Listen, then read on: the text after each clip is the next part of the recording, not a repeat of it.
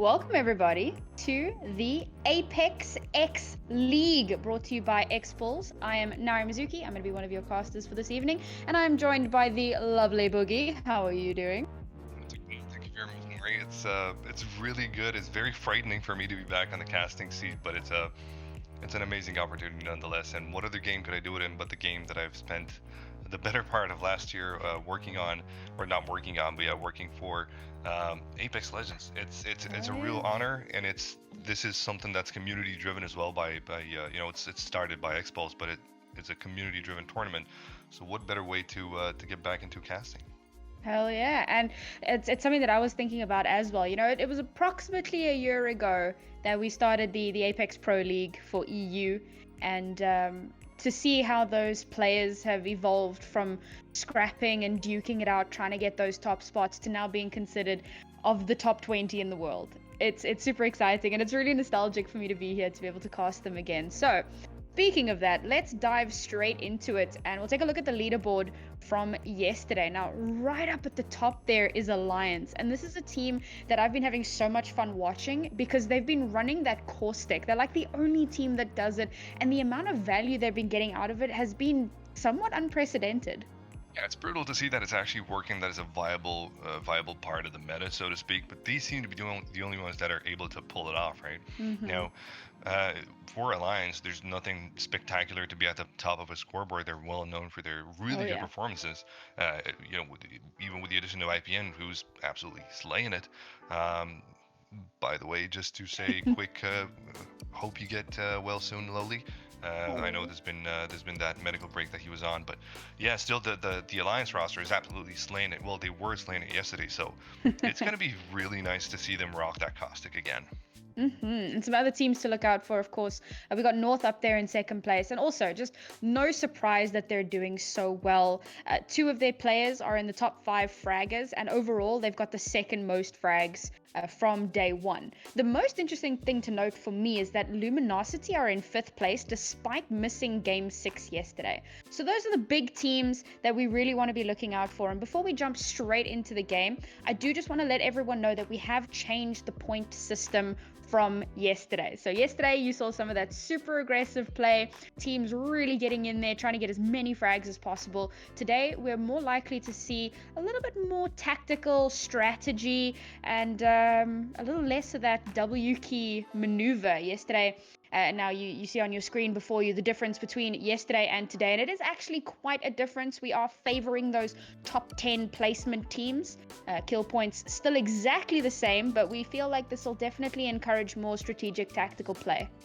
Yeah, absolutely, and it is at the core of BR to deliver a good smooth experience throughout, not to have some sort of a slow start and or have a quick start, or rather a violent start, and then it's all quiet for the mid game, and then at the end game you see fighting again. So with this new point system, we're actually hoping to see a bit more well balanced type of gameplay, so that the viewers can enjoy it more, so that the teams that actually make it good can enjoy it more as well.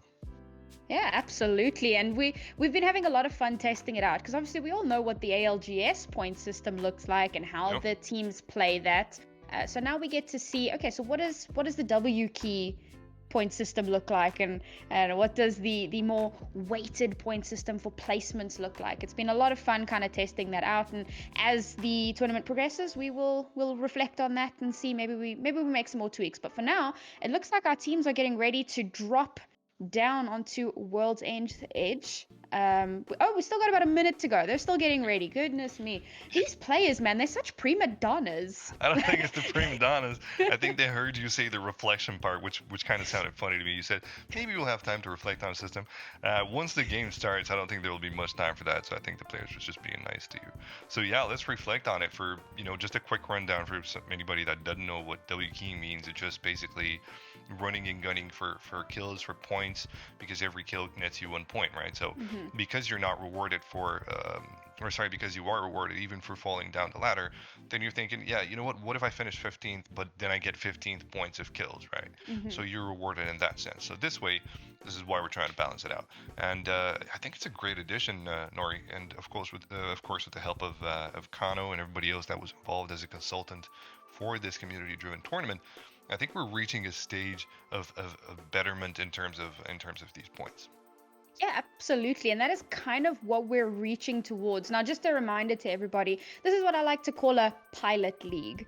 We definitely want to expand in the future. Unfortunately, there is no prize pool for this one. But you know what? If you know some sponsors, send them our way. We'd love to have them on board. We'd love to create a big old prize pool for all of these players. And the great thing about this pilot league is that we can chop and change the point system as we like every single day. Who knows? Maybe tomorrow we'll make a kill race. No, we won't. But it's good to know that we can.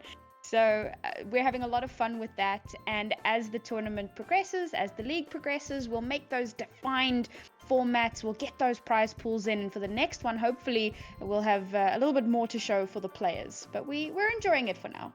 Yeah, for sure. And considering that this is a indeed top tier event, we have super good teams joining in here.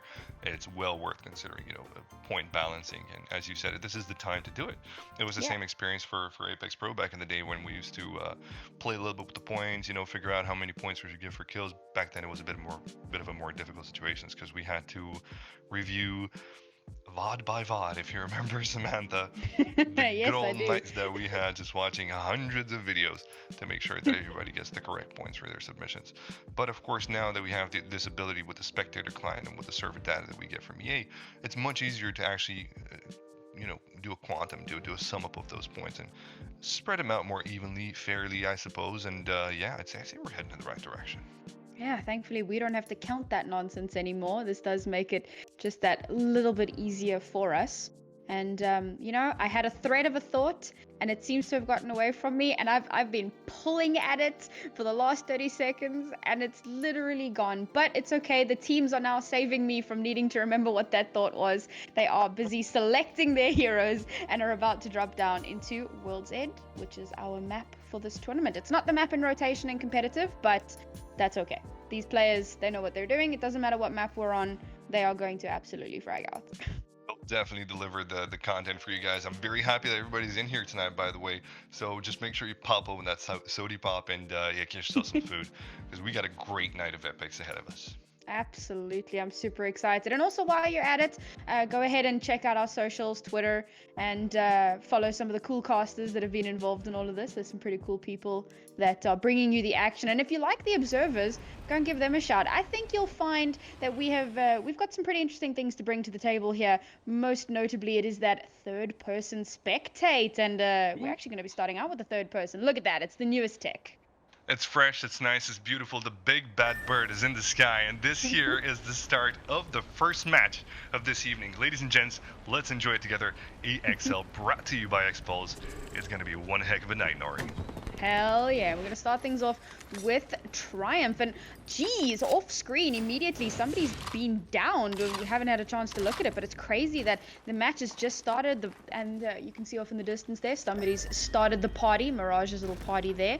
And this is really just that moment where these players take some time to loot up, get themselves ready for those engages. They all kind of land in different areas on the map, or at least attempt to, before they take those early engages, because of course placement is the name of the game. But unfortunately for BDS, gonna get taken down super early. Yeah, that's never something that you want to have. They have at least one player up, but Cooler is just on the money. Signed with the first frag of Krama. It looks like he didn't have good karma, but still, at this point in time, they might be still in the play. I'm seeing Fjellern as well from T1 getting taken down by Epsilon. No other team but Epsilon. So this is going to be a nice fight to look at. But for the time being, it looks like Cooler fended off beautifully for their drop zone, and it should be theirs for the rest of the night. I'm saying that, but we don't know if that's going to be the case. Generally, teams establish in scrims who and where drops, but you're always going to have to, in different tournaments, you're always going to see at least two teams fight for placements or for drop zones. Yeah, and actually, if we look at the map here, we can see just how spread out these teams are. In your usual pug games, generally people kind of just drop hot. They take those early fights because they, just want to kill and play the game. But these guys spreading out, trying to maximize their loot potential. But teams so close to one another, and there, one of the other players from BDS goes down. And I think there's only one player left now from BDS, unless they manage to get the res off somehow. If they don't, they're not going to be in that great of a position, of course, but it looks like indeed some real bad shots coming down to Q-Sati. He will throw a thermite just behind him, just so he can carve himself a nice path to escape. very effective of those nades. But it looks like they are not relenting. He is being chased down. He is indeed playing with a more defensive character. He could throw down some barriers, but I don't think he has the time for it right now. At this point in time, you definitely want to just, you know, just get out of there. But he cannot do that for sure. Gets taken down instantly by Sign, and I do think, yes, that is the end of BDS. Cooler, relentless in their pursuit. And you know what? That wasn't even. Sometimes we see a team chase another team across the map. It wasn't even that instance. It was just, well, you're in the building, I'm in the building. We know you're the last man standing. You're going down. Yeah, and it's a bit of a statement too, right? Because you're saying this is our drop zone. If you come here, if you contest this, you will get burned. So, you know, might as well leave it to them the next game. Maybe BDS got the point. Maybe they're going to be pushing again next game. You know what? If they do, that makes for better viewership for you and me, right? Absolutely. We love to see it. We love to see the disrespect. Like, you thought this was your drop zone. Nah, friend. Oh, yeah, I love it. My drop zone now. And now we can see Laser already setting up quite a bit of a little bunker in here. And it seems they're going to try and hold it. And this is quite close to a vault as well. So I'm not sure if they have a vault key or if they're just trying to lock down and see if another team does push into them. They've set up those fences as well. And while they sit and play sitting duck, we'll swap all over here to Ad Hoc, who I believe is in our bottom 10 at the moment. This is one of those teams, they've got some fantastic players, but they seem to just never quite be able to clinch those top 10, top 5 placements. So hopefully they get the opportunity to turn that around in this tournament. Yeah, they're not looking bad. They're kind of in the middle of the pack right now on 11th place with 22 points, but that was just for the first day. We do have 3 days ahead of us, including this one here that we're watching. So that'll be all right. What are we looking at here? We're looking at Kohai getting a little bit aggressive and almost getting into a lot of trouble for it. Loses his shielding there, but they've got the Watson ultimate upstairs here, so he can get that up fairly quickly. They do, of course, need to be careful because that does mean there's an enemy team just on their doorstep. Gonna need to be listening intently, looking out for that, make sure that there isn't a hard push, because if they get hard pushed, that's when the trouble starts, particularly if there are some ordinances involved. They're in a very tight space here, and they don't want this position to be taken away from them. Absolutely not. And in the meantime, somewhere else on the map, it did look like CLK did get themselves some frags. This is a second frag as well. We saw Taxi and Baker actually take down 2 of the lads from Myth. So we'll see how that one progresses. In the meantime, some pot shots taken now between AG and the neighboring team, which is not to say that they're going to engage into a full fight. Both of the teams are well aware that it's much better to play defensive. They pot shots. If it so happens that you have a knock on the enemy team, then maybe you push. But in the meantime, they can make good neighbors, and actually it helps both their causes to be friendly to one another so they can fend off any other coming teams. Well, it looks like Gambit are taking some notes from a well-known poet whose name I have forgotten, but good fences make good neighbors. And they are putting up tons and tons of fences here. They don't want anybody pushing into their space. And you can already see how the points change has started to affect the play style. Teams finding their little bunker places, and you can see the mini-map slightly green there, and that is because Wygers has managed to use that Pathfinder ability, figure out exactly where the next ring is going to be. They found themselves smack in the center of it. So they're looking really good here. They may not have to move for quite a few rounds, and that does give them an opportunity to really set up their bunker, really secure their position, and yeah, just take those pot shots from across the map, hopefully get into the enemy team's supplies and chunk away at those so that they can get that opportunity to push in and get those kills, because they do still matter. 100%. And this is one of the better abilities of Pathfinder that you don't necessarily see too often in competitive play, which is to say that you can see the next zone. The audio. Well, we'll get to that in a minute. Look, this fight here now. It does look like Baker is in a bit of a doozy, but he manages to take down 2. His teammates are helping out as well. Let's see if they manage to finish him off. Oh, he gets knocked out by Matafik coming in here. New kill leader doesn't matter much when you're on the ground. It does look like there is a self-res shield, and it does look like his teammate will be helping him out as well. Baker just escaping by the skin of his teeth, but there comes another fight here, Nori. Yep, it looks like there's a potential third-party situation. That was actually Ad Hoc Gaming, and I saw the visual effects of the ordinance, and I thought it was the gas, and I was like, oh no, it's Alliance, but no, it was just one of those normal ordinances chunking away at some damage there, but now Taxi in a very, very bad position. We see they've actually kind of rotated around, and he's in Ad Hoc's previous position. But of course, they are going to be getting the notifications that these fences are being destroyed. Ad Hoc are going to know where he is, and with him being completely alone, doesn't have his teammates' banners. It's a pretty dangerous position to be in. They're not too sure 100% that this is indeed Taxi, a loner in these here buildings, or if there's an actual team that came in here. Looks like Taxi's actually pushing. He's not going to be fighting much here, but let's see. We're getting some video issues. Oh, he did engage in a fight here, Nori. Perhaps he can take it over because on my end it doesn't look too great. I mean, he's yeeting on out of there as quickly as possible. Going to use that zip line to get out of dodge, and it seems to have worked out. Not going to be running too far away, though. He knows it is possible that the enemy team will be following him. Now we'll use this beautiful third-person spectate to see if they do in fact follow him. But no sound cues on that zip line for the moment. Looks like he might just be safe, and we'll be swapping on over to Gambit. Let's see, can they survive? It seems they have gotten themselves into a little bit of trouble as Leogres is busy getting that shielding back up. Yeah, for sure. Why not abuse the ultimate if you can do it? It's a quiet moment for them, and we were talking earlier how the Pathfinder ability puts you in a fantastic position, which is what Gambit used to put themselves smack dab in the center of the next circle, which was then to be revealed. Now, you don't see it in comp normally or all the time because of the audio and visual cues, right? So you don't want to, and you also have very, very tight timings to loot, then you have to get the hell into position. So that's why you don't see it all the time. LG here in a bit of a fight. It does look like they have enemies close by, and it does look like Zania was being pushed from behind. He's going to be throwing a very good nade here, 2 of them as well, keeping his enemies at bay while his team is actually fighting right behind him. Odessa's going to be coming to help him out here, and Zania will have a decent chance of it. Oh yeah, absolutely. Getting behind cover gives you all the opportunity you need to get that shielding back up. But damn, whoever they're fighting with is absolutely beaming them. Every time they poke their heads around, they lose like all of their shielding. And is this? Oh man, didn't even get that ultimate off yet. This is such a dangerous position to be in.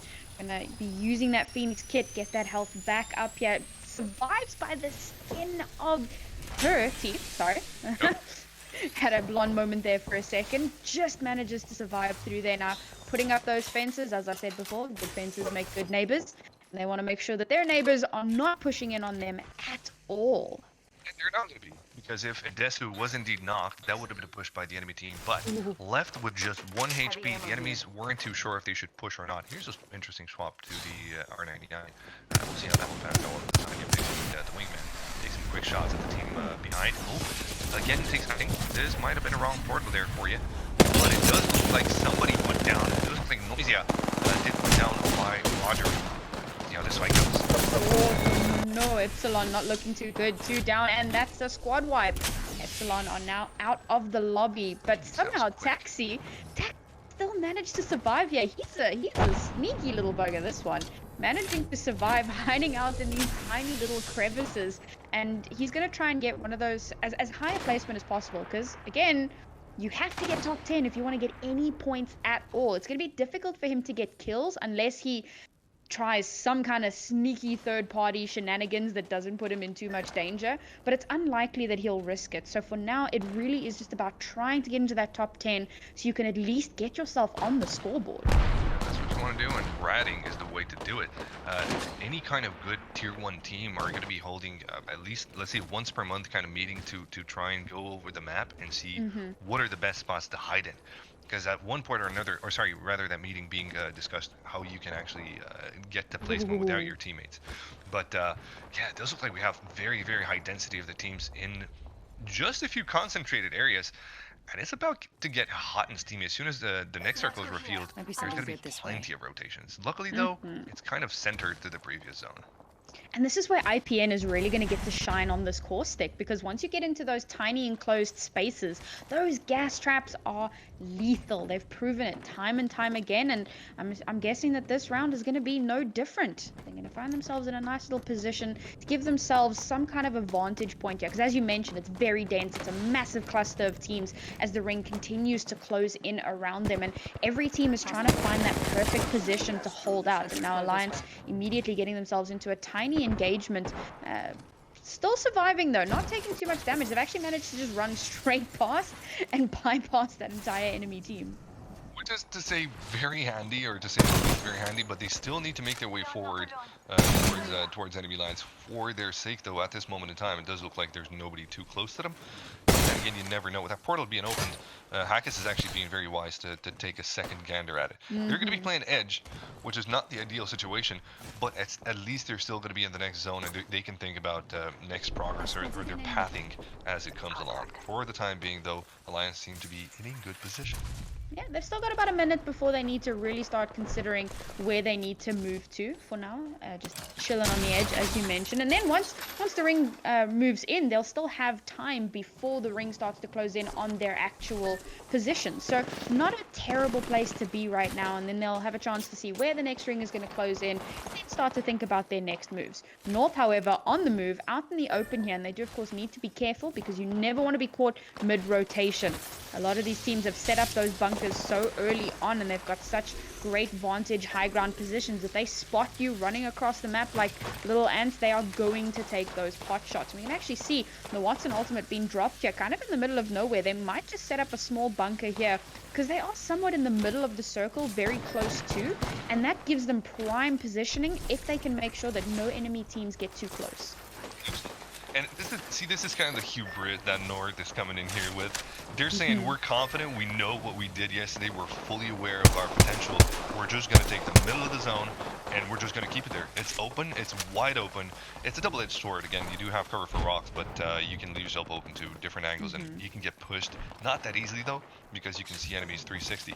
However, North are making a bold statement here. They're saying, we know how we played yesterday, we can feel, or rather we feel that we will deliver the same performance today. So very, very courageous out of them. We'll see how this one works out. Oh, seems like they may have gotten into a little bit of an altercation, though.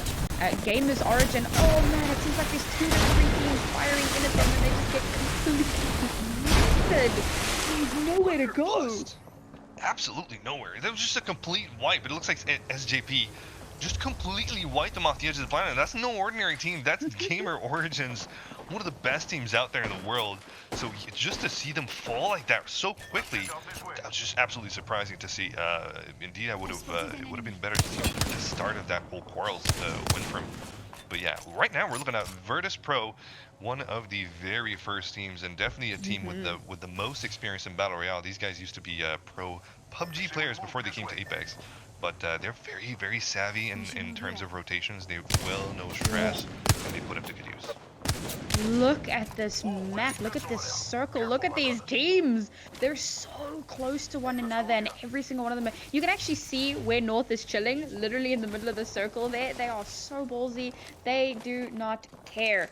Virtus.pro, however, are going to need to make a rotation fairly soon because that ring is going to start closing in. And you're actually mentioning one of the best teams. In fact, if you look at their roster, it is unchanged from before they even joined an organization. These guys, I can't even remember what their original name was. Do you remember?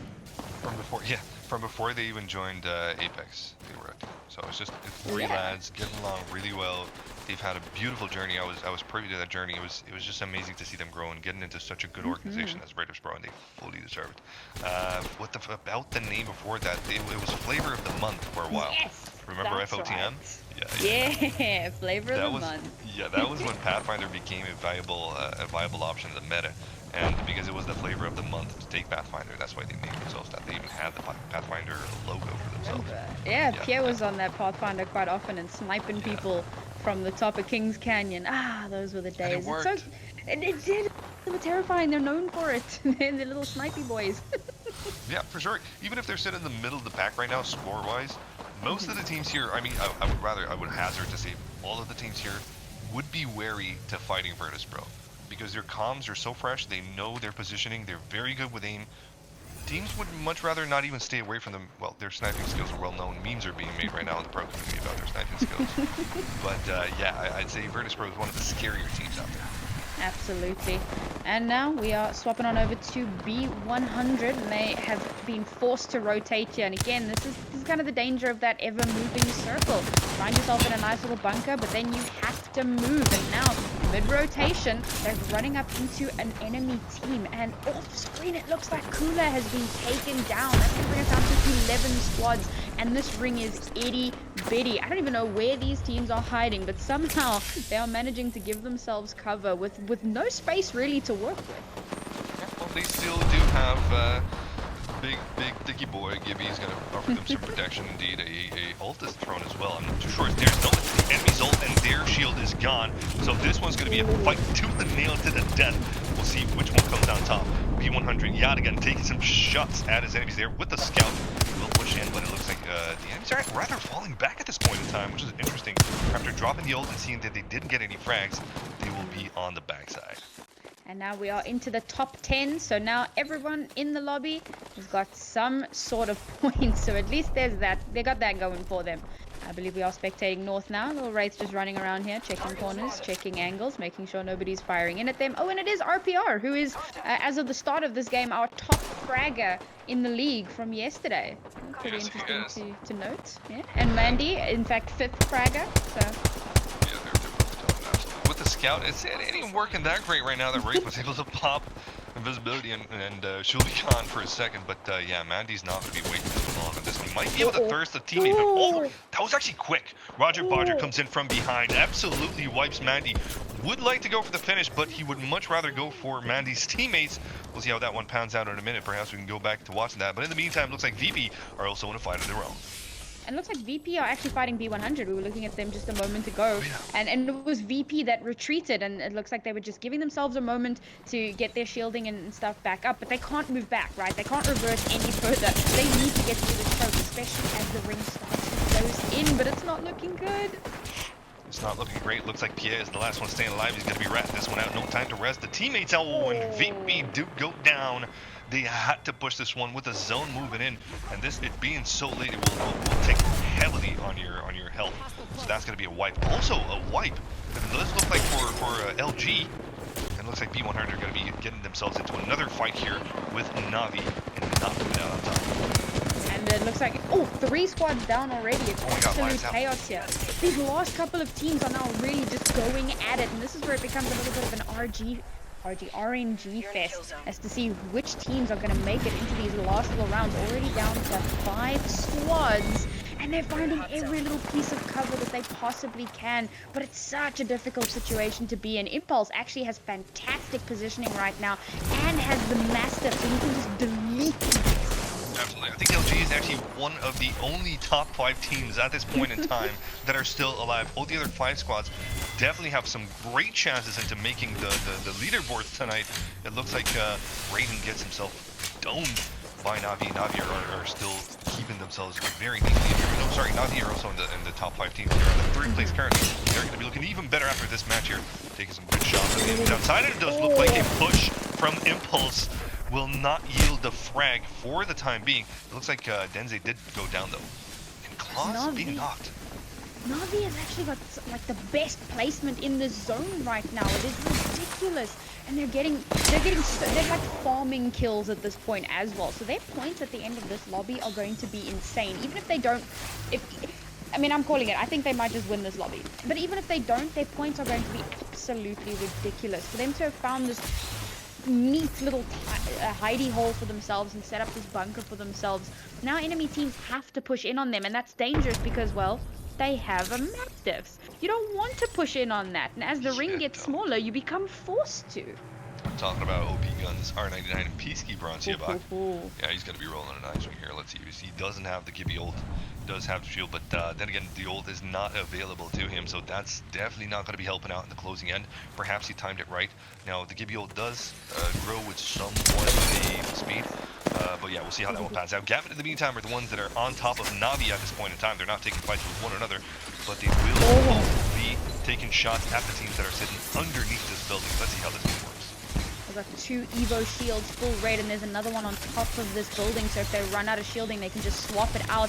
The big 200 IQ plays here, but eventually one of these two teams is going to be forced to push into the other. We got SJP2 just around the corner on the other side of the mountain, but it is of course only 2 of them left. This is so dangerous for those two teams. I'm thinking SJP2 probably first team to go down here, unless Gambit decides to push in on Na'Vi, in which case that's just going to be an absolute mess.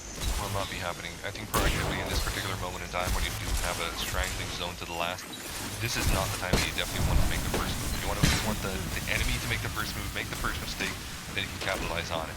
They will take some good hits. Oh, it does look like Leo wants some ammo. I think he wants some ammo for Peacekeeper. They do seem to want to take some good pot shots at their enemy, but they're not going to be the first ones pushing if they can help. Yep, and it's definitely the case here. Oh, there's a little bit of peeking happening here. Hideki going in though, using that teleporter going right into enemy lines. Comes back, he is so low, he took so much damage. Maybe didn't know about the Peacekeeper, maybe thought he could take the fight, but managing to just survive through it. And now everybody's back up to full HP. You kind of go in, peek a little bit, take a couple pot shots, yeet yourself out. Now Hideki going for SJP2. Again, these three teams, they all know where the other team is, and it becomes this little dance. And both teams are going for SJP2. No. It's a great find for one of the gentlemen from Na'Vi, but it does look like it's not going to be a find that works out at all. He will get res, 9 impulse, but that was a very, very dangerous kind of scouting. Nobody will be taking the platform back into the house. It doesn't really happen. The circle's trying to get fast. It does look like bolts are being dropped left, right, and center. 3 squads up. The fight is crazy. Everybody's taking damage like insane. SJP will be the first ones to be going down. No, they won't actually. It looks like Na'Vi are going to be taking that one. Not yet. Still 3 squads. 2 squads now. It does look like Gambit are the first ones to fall down. Nori, this is an absolute craziness of a last rank. And it does look like we have a winner indeed. And it looks like, you know what? I called it. Na'Vi, their positioning was just so good. Found themselves in that little building to have taken such great control, and for the circle to have closed so perfectly on where they were set up, and it forced Gambit to have to move in on them because they had to come down from the high ground. So again, there's like that little bit of needing to maneuver, and then of course SJP2, they were on the other side of a mountain as the ring continued to close in on them, so they had to climb up that mountain, and then they had to move across the map to get to where the ring was closing in, and it was just an absolute mess. It was a blunder. What a great final fight. That's BR for you. You try to make it in the end and you're going to be absolutely pounced. It's either, it's dog world out there. And we're looking at the match summary here. It does look like Na'Vi come out on top with 11 kills. That is very, very sweet for a first starting game. First place, 11 kills. You're going to be very happy with that. Absolutely. So that's 15 points for coming first, plus an extra 11 for kills. 26 points in the first game.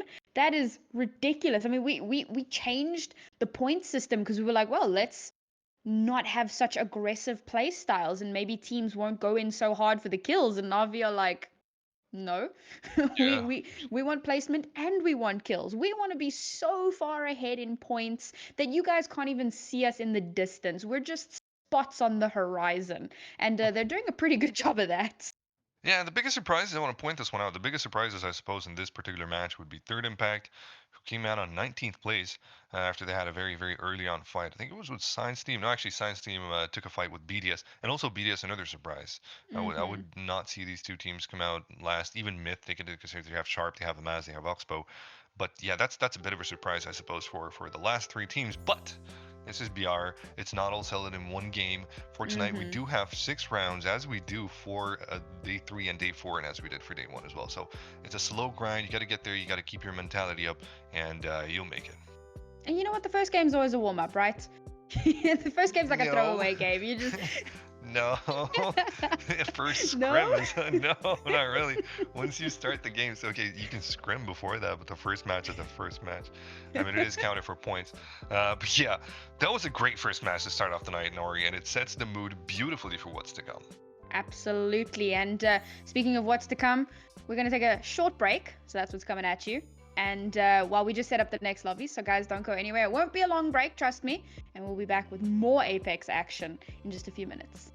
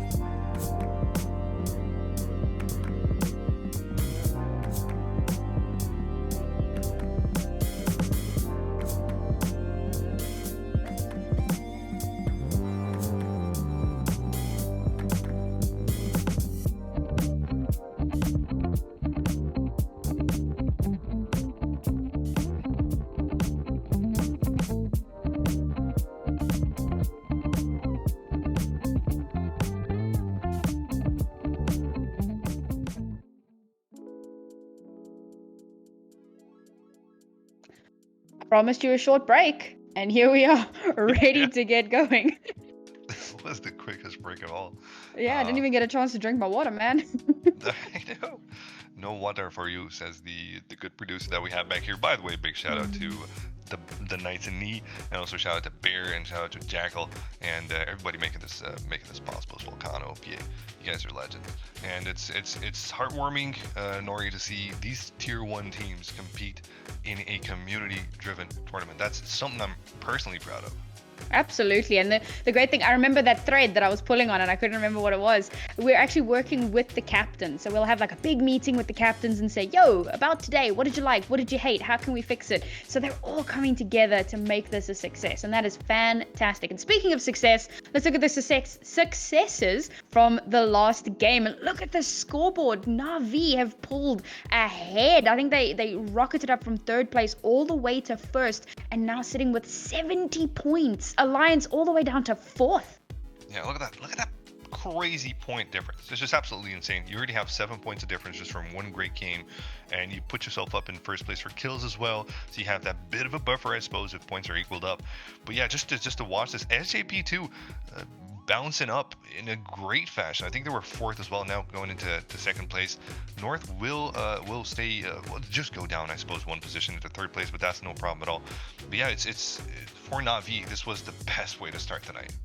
Yeah, it was fantastic. And now let's jump straight into the second match. We are not waiting. We're not making you wait. We're going to jump straight into the action, and we are going to be on Na'Vi, our winners of the previous round. And let's see what they can net for themselves in this looting phase. Because let's face it, the looting phase can be a little bit RNG. Sometimes you'll land and there's like 3 purple armors, and sometimes you land and there's like 4 Mozambiques. Yeah, I suppose.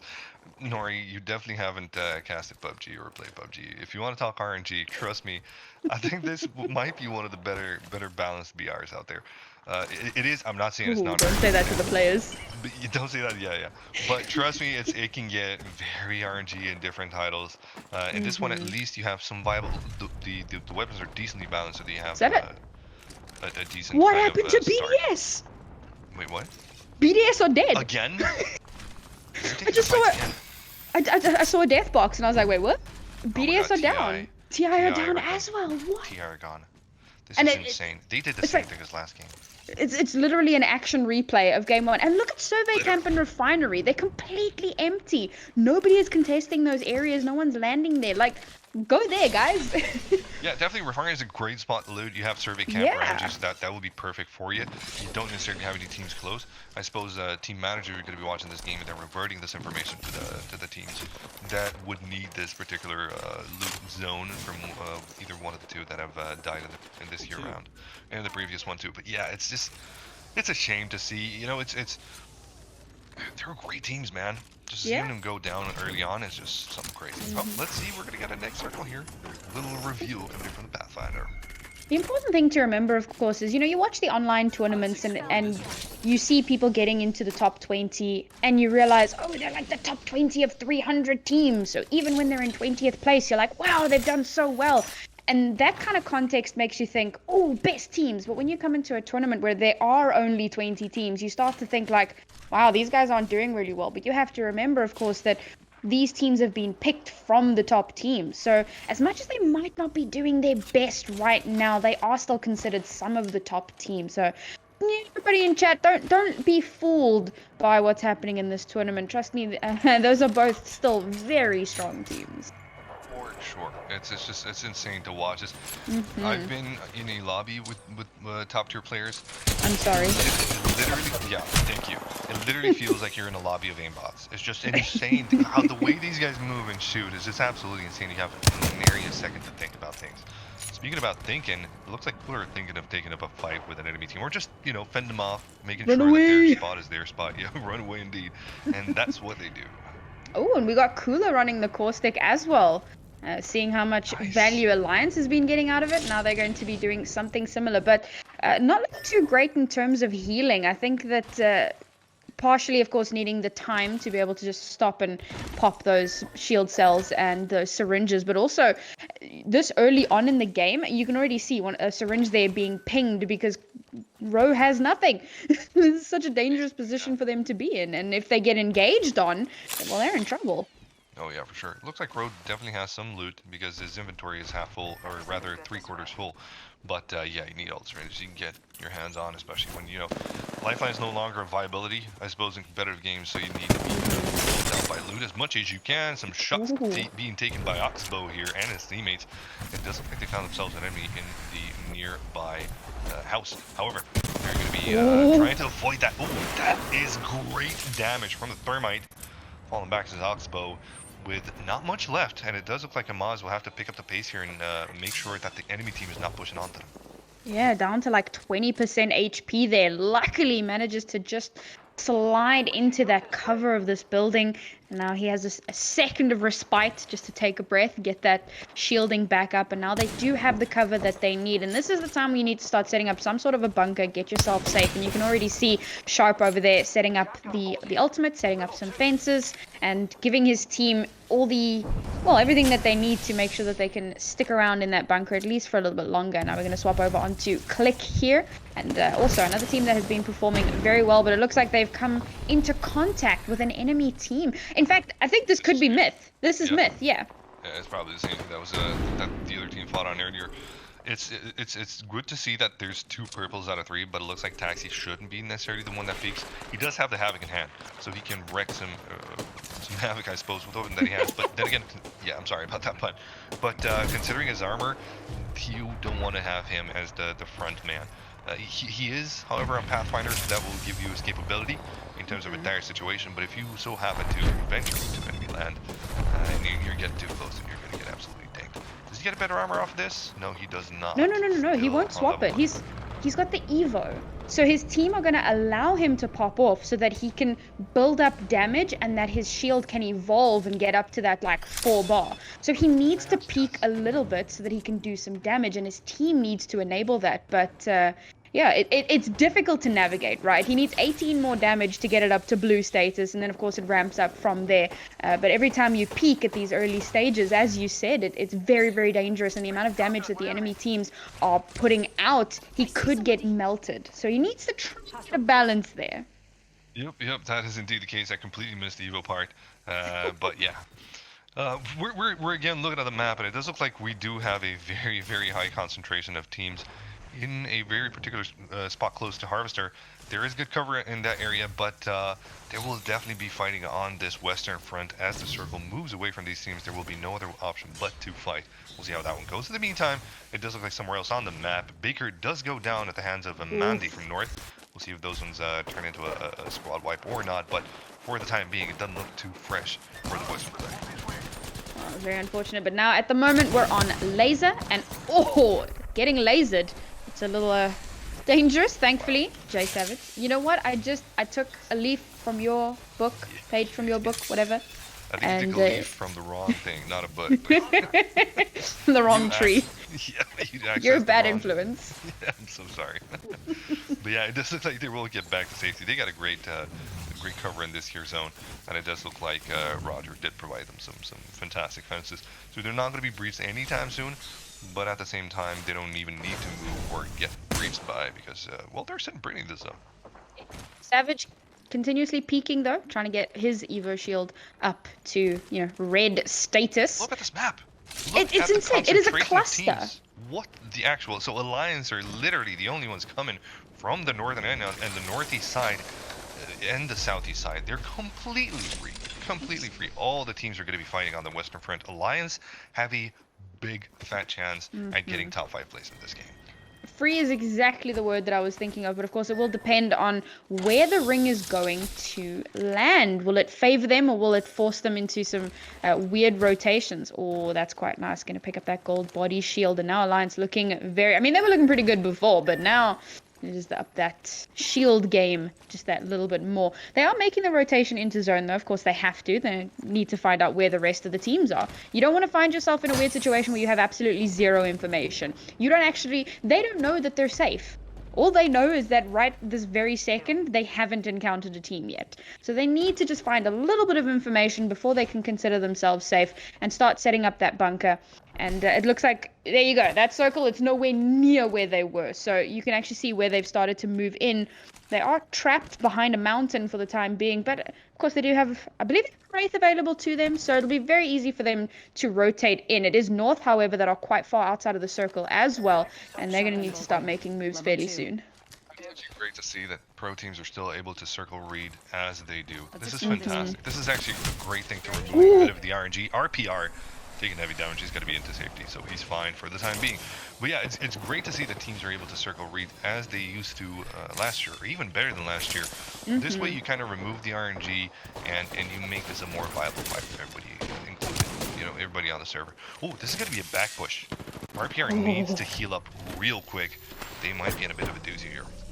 Taishin not looking too good either, and this is very dangerous because it looks like it could be more than one team, but Eva 8 out, and that is a ton of damage just getting plowed through with the shotgun. Oh, look at those HPs. They just managed to survive that engagement. And yeah, they've taken out Dead inside. We're down to 16 squads already. Dead inside that compound for sure. They're not going to be in this particular game. Here comes a nice little Phoenix for RPR. Do you think it's a viable use of a Phoenix at this point in time? Perhaps they have so much loot that they can consider abusing the Phoenixes, I suppose. They literally got delivered. They literally got Ubered some great loot. They really did, Ubered. Yeah. And you don't want to waste time, right? Because third partying is always a potential threat. So you want to make sure you get that up as quickly as possible. What I didn't happen to see the Watson ult in there. So I think maybe they're just waiting to build that up as well, or possibly just waiting to build up in a different area. But AHG, Ad Hoc Gaming, they're literally just stockpiling stuff. I love seeing that.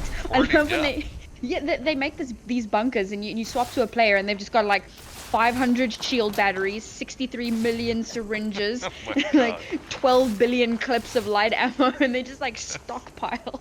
And that's not an over exaggeration at all. Brought to you, not even a little bit. Brought to you by Nori. But yeah, you know, listen, hoarding is definitely a great strat, especially when you, as we were talking earlier about circle reading, which is a fantastic thing in Apex. It's actually a great thing for pro players. But when you can circle read, you can hoard, and because you're going to be pretty confident that the circle is not going to be moving away from you, and that is to say, you can basically have access to unlimited amounts of resource. Well, not unlimited, but a fairly large number. That boosts your chances of winning by a lot. You can take a lot of pot shots. You can use your shields. You can definitely do much more to keep the enemy teams at bay, rather than if you had the scarcity of loot. Yeah, I mean, we even see them stockpiling armor so that they don't have to waste time using kits. If you get into a really big fight and you don't have the time to start using shield batteries or shield cells, you just have like 6 or 7 blue shields chilling in a circle around you. And as one gets depleted, you just pick up the next one and keep going, go again. So it really does add a certain level of security and safety, which is definitely important in a game like this. You see Alliance have spotted out an enemy just around the corner. Oh, it's Na'Vi, in fact. This could be a fun fight, and Na'Vi is already one down. That's really unfortunate to be running straight into Alliance here. Ooh, nice little shot there. Headshot. Yeah, that's a beautiful headshot from Claus. He's going to be trying again and again. It doesn't look like Alliance don't necessarily want to take this fight. They have destroyed the barrier that was set just before by Na'Vi, but at this point in time, they don't need to take this fight. They have an alternate route.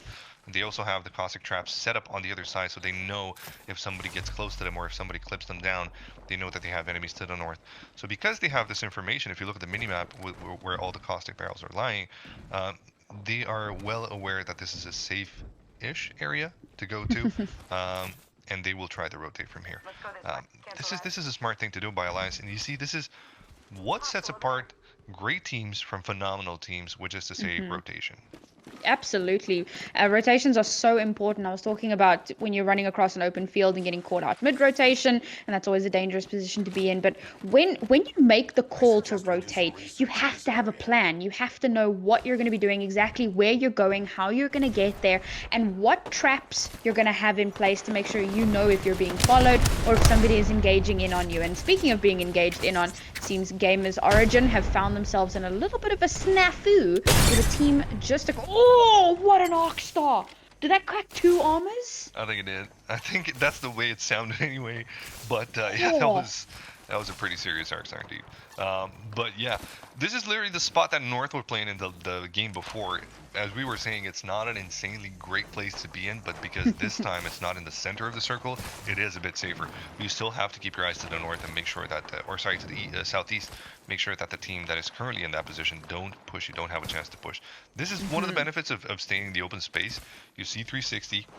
You know when you're gonna get pushed, but at the same time, everybody's gonna take shots at you, as is demonstrated right now on the Vincere. Charge rifle Andy across the way then. Oh, that charge rifle is still so gross.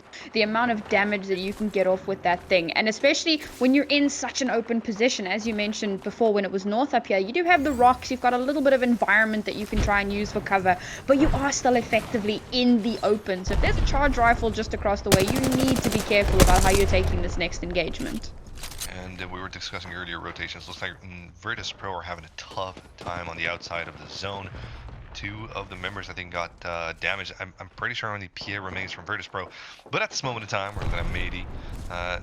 Spotting an enemy team, does not want necessarily to take the fight at this point in time.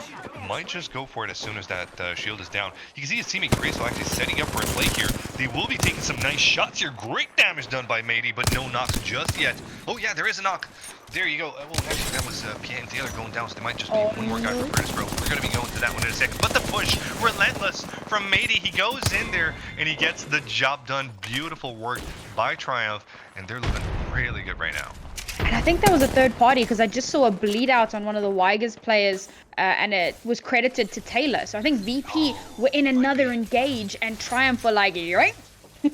And went in there. Oh man, and we dropped 2 squads while that was happening. So I think that was a really good play from Triumph there to realize that that was the perfect opportunity to take that third party. I don't think VP are going to be too happy about it, but Triumph definitely going to be pleased as punch with that one. Absolutely. That's just a page taken straight out of The Art of War.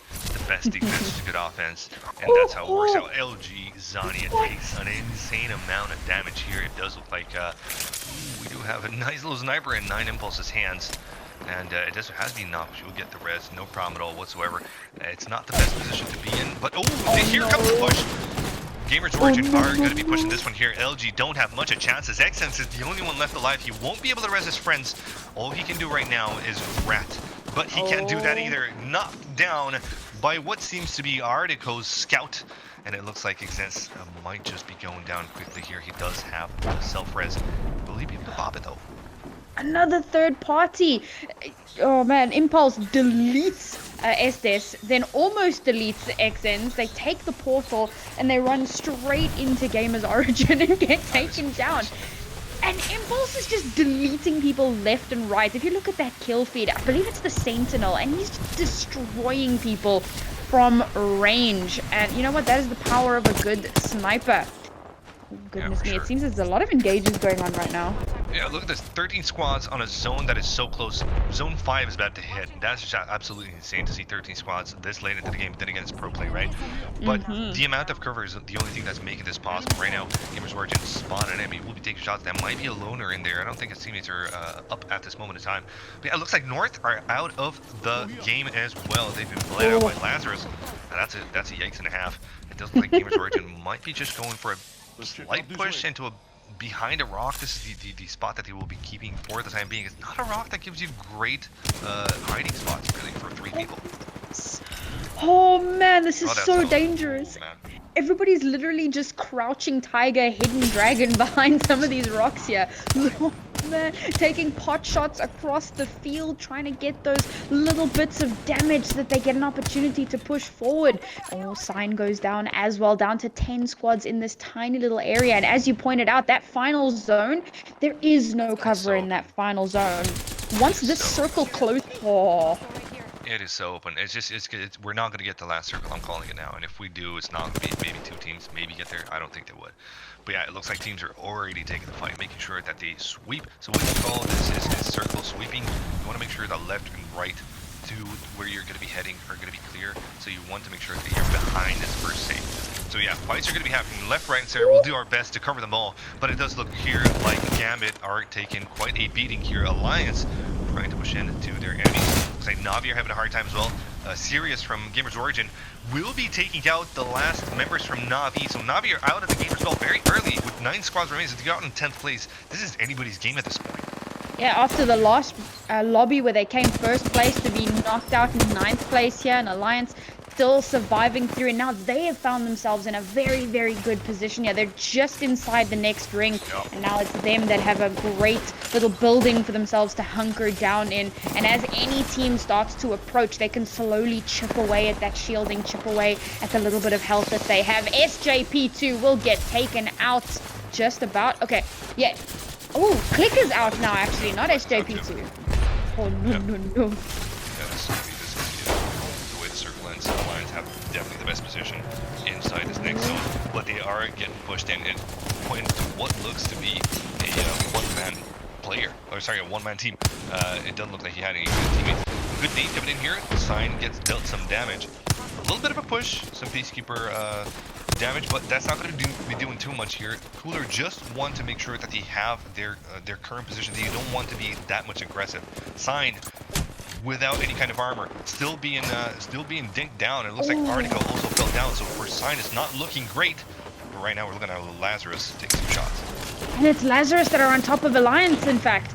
Oh my goodness, they're just absolutely deleting each other around this building. We've also got SJP2 on top of this building. 2 teams trying to engage in on Alliance, and Alliance are just using those caustic traps to such great effectiveness as the last couple of teams start making their way in. IPN actually goes down, which means they don't have those caustic traps to keep putting down on the ground. Oh man, what an absolute cluster. Yeah, absolutely. Roger just dealt an insane amount of damage to Alliance. It looks like IPN did go down, but it looks like Hackis was able to trade in. So right now it's just Jay Savage. He's the only one left for his team, and he cannot take this fight. Alliance are looking stronger than ever. No way is Jay Savage going to go down here. But yeah, Alliance are looking stronger than ever. Look at their shields. Look at their utility. They're sitting really pretty. They got the right Wraith ult. They definitely have. Jay Savage went down to Cooler. Oh no! It actually goes down to GamersOrigin, and now the circle. What is going on? Somebody actually engaged in on Alliance, and Hackis will go down, and now we've got the Gibby ult coming through as well to try and create some zoning and force enemy teams into buildings, force them out of bad positions. Hackis will go down as well.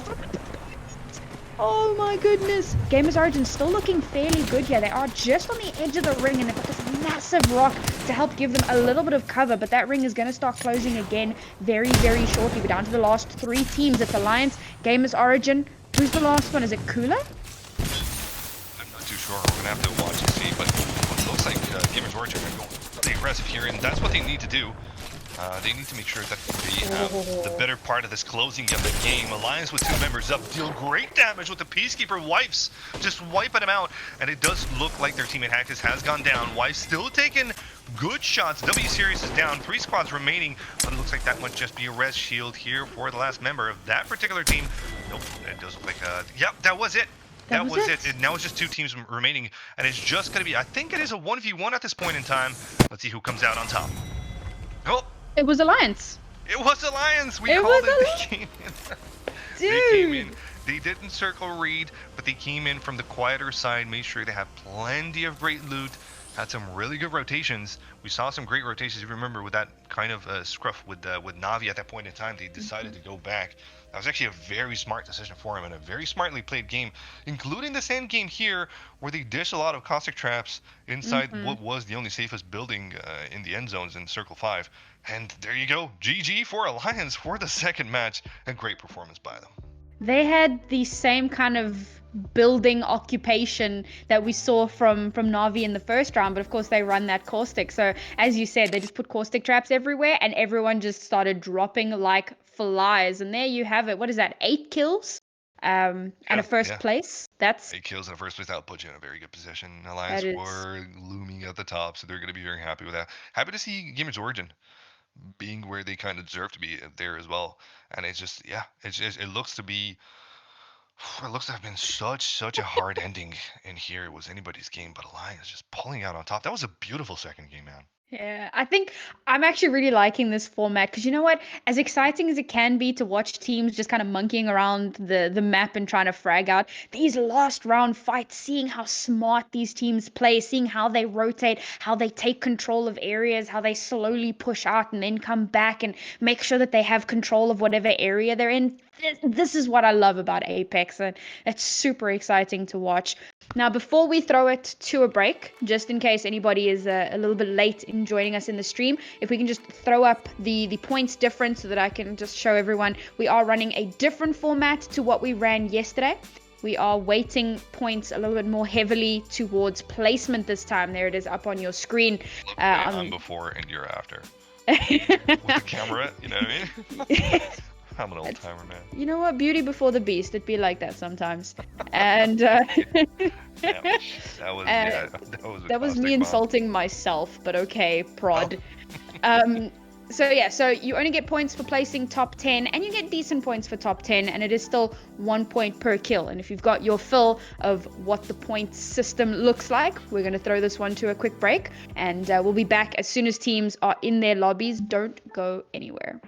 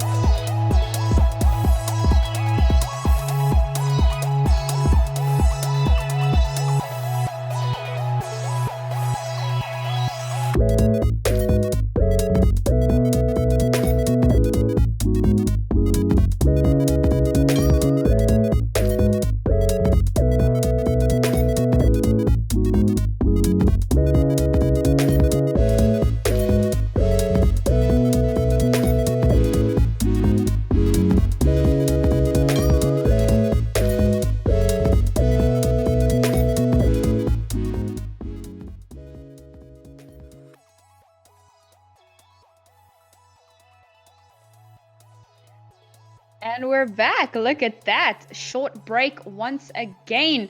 Damn, what a crazy round two. These first two rounds have actually been super action-packed. Let's take a look at the results. As we stand now, scores have been tallied. We got the fantastic Kano on it. Look, shooting up from 4th to 1st place. And with an 11-point difference, that is to say, an insane amount of kills. 40 kills in total now, but I'm pretty sure they had a myriad. How many? I don't think it was just 8 for last game, I'm pretty sure. I think it was more than that. But regardless, oh yeah, they were sitting on 40, I believe. But yeah, regardless, they are sitting really pretty. It's still a fight. It's still a decent fight, and you can still make it. It's just a reminder for you guys watching at home. This is the second day. We got plenty more games. So this goes on the course of 4 days and 6 games each. So there's plenty of time to recoup. Even if you're on the 20th place, you still have time to make it in the top 10 or even top 3 if you are, if you're that good. But yeah, it's just... if you say the word 20th place, everyone's gonna go look at 20, and it's... Oh yeah, because that's what I'm saying. Because I know those guys and I know they're really good, so I know they can make it. They are really good. I must say, like, this tournament, it feels like they've really been struggling. I think they actually recently had a roster change, which might be contributing, but it's so strange to see them. I think, yeah, Ziki. And I mean, T1, back when they were Papega Squadron, before they got picked up by Third Impact, they were rocking the Apex Pro ladder. They were coming like top 3 almost consistently. And I mean, that's not some nonsensey league, all of these players played in the Apex League a year ago when we first started out. So it's not like they were playing against some no-name guys. It's the same people. So it's really weird to see how they've been doing. But as you said, there is a ton of time for them to try and turn this around and climb back up that scoreboard, because the top points look a little overwhelming, but the points differences in between as you kind of move down the ladder, they aren't massive gaps. It's the gaps start to close a little bit, so definitely a chance for them to turn it around. We're at that point in time where we don't even have to worry about who's going to be first. We can make predictions because it's Battle Royale. We do know who the better teams have come before in different tournaments, ALGS and all the other tournaments that have gone down. But it's still too early to predict any kind of. I wouldn't even make hazard to make a top 10 placement. That's why usually if somebody asks me, to write down so they can put it somewhere in an article, a news article, what's your top 10 prediction? Man, I run. This is the first thing I do is run away from those top 10 predictions, because you never. It's you have so many good teams, you have so many great players. It's just, it's too hard to predict. I must say, for me, it's more a case of like, obviously we kind of know the community, we know a lot of the players, and then the article comes out and you get somebody coming to you like, excuse me, why would you put me in 20th? Why don't you love me? I thought we were homies. You know what I'm saying? I'm staying right out of that one. Yeah, true, I ain't touching that. And it looks like the lobby's already up. Man, these you know what? Kudos to the admins from Expos, and kudos to the players that are playing tonight. They're just spot on. I mean, to have these kind of quick breaks and bring you guys action so quickly, that's real great. Man, I'm hoping this ain't a caster curse. We're still sitting here. We had a bit of a curse yesterday, in fact, because we had such clean games the first 5 games. We were just like, yo, this is so great. We're not having like 2 to 3 hour breaks between matches because of like lobby crashes and stuff, because it'd be like that sometimes. And then game 5 ended, game 6 started, and guess what? The lobby crashed. There you go. Yeah, that does happen. If you're a caster, keep your mouth shut, which is to say paradoxical to the role that we have as casters. But when it comes to predicting things that are going to be going right, don't do it. Just talk about what's happening. Do not try to hazard a guess at what might happen, because you will be proven wrong and you will stick your foot in your mouth. So, just stay in your lane. Yeah, it's more that you curse what's going right for other people. Like, oh my god, these guys are going to be doing great online. They suck. And of course, they're going to be putting the blame on you. No, I'm telling you, caster curse is a real thing. But yeah, what's also real is that, as a quick reminder, Expulse is ran community-wise. So Jackal, the guy that owns Expulse, is one of the owners of Expulse, and with one other good gentleman there that's a great developer. They've contacted me, I think it was about 2-3 weeks ago. They wanted to do something small, right? They just wanted to do a Swiss type of thing, but then they realized, why not just go bigger and invite everybody in Europe? That was my first advice. Let's go big. Maybe even a nation royale or something like that, but I'll definitely try and go towards Europe. They took that advice really well. And here we are with top tier teams from Europe, bringing you great entertainment. So yeah, kudos to Xbox. Big shout out to them, and for giving us this platform. And hopefully soon it's going to be even bigger. Absolutely. And guys, we are always looking for feedback. Unfortunately, we can't always check Twitch chat because, it's now popping. We got like 5,000 people watching. It's absolutely insane to think about. But on the front page. Yeah, that's crazy. Yeah, it's huge. So, oopsie. A little bit late into the game here, and already we got someone from BDS downed. BDS, please, not like this. Yeah, no. This time it looks like Sign goes down. Is this the turnaround? Is this how we make it happen? Yeah, Krama's knocked, so that one won't be playing right now in this here first initial fight. This is crazy stuff they're trying to do here. This is a statement. Royopi very close now to Krama, but also close to Psychop. Oh, and it looks like Royopi does take Krama, it takes his enemy down. Jules also falls beside the frag, but ooh, this L-Star dealing a great damage, but Psychop now with low HP will be taken down by Royopi. It does like UT Sadie does take down Ro as well. BDS coming out on top. Alright, and oh goodness, that's super unfortunate here. Well. What is Navi doing? What is Navi doing here? What the hell is going on? This is some insanity. Not too sure why this is happening here, but it does look like BDS will have yet another fight to take. Oh, let's give them a moment here. Oh no! When we see them go down, that's super unfortunate. You don't want to get caught in those really awkward situations. Are you kidding me? So BDS managed to finally win their fight in the third game of the night, but then they get pounced by Navi. That is just, man. Can you imagine how salty they must be at this point in time? I would not want to be in their shoes. Third game in a row to be going down so early. You hate to see it, but yeah, we're going to be swapping on over to Triumph, and they've been doing fairly well for themselves over the last couple of games. And I believe I saw an Evo shield, so nice early on. They're going to have a lot of time to try and build that up to full capacity. I say a lot of time. That would involve running into enemy teams, which... sword, you know, you want to get those kill points, you want to get that Evo shield upgraded, but you also don't want to die. Yeah. So pick your battles. This is the great place to have an Evo at this point in time, because you can definitely have teams take pot shots at you and you taking pot shots at teams at the very start. You don't want to build up the Evo too late in the game, because then you have so many fights going on at all times that you might have to engage and commit. Which is to say that this is a perfect time to get an Evo. But yeah, JMW, if you remember, this very good sir used to be a moderator of the Apex, one of the first moderators of the Apex Pro community.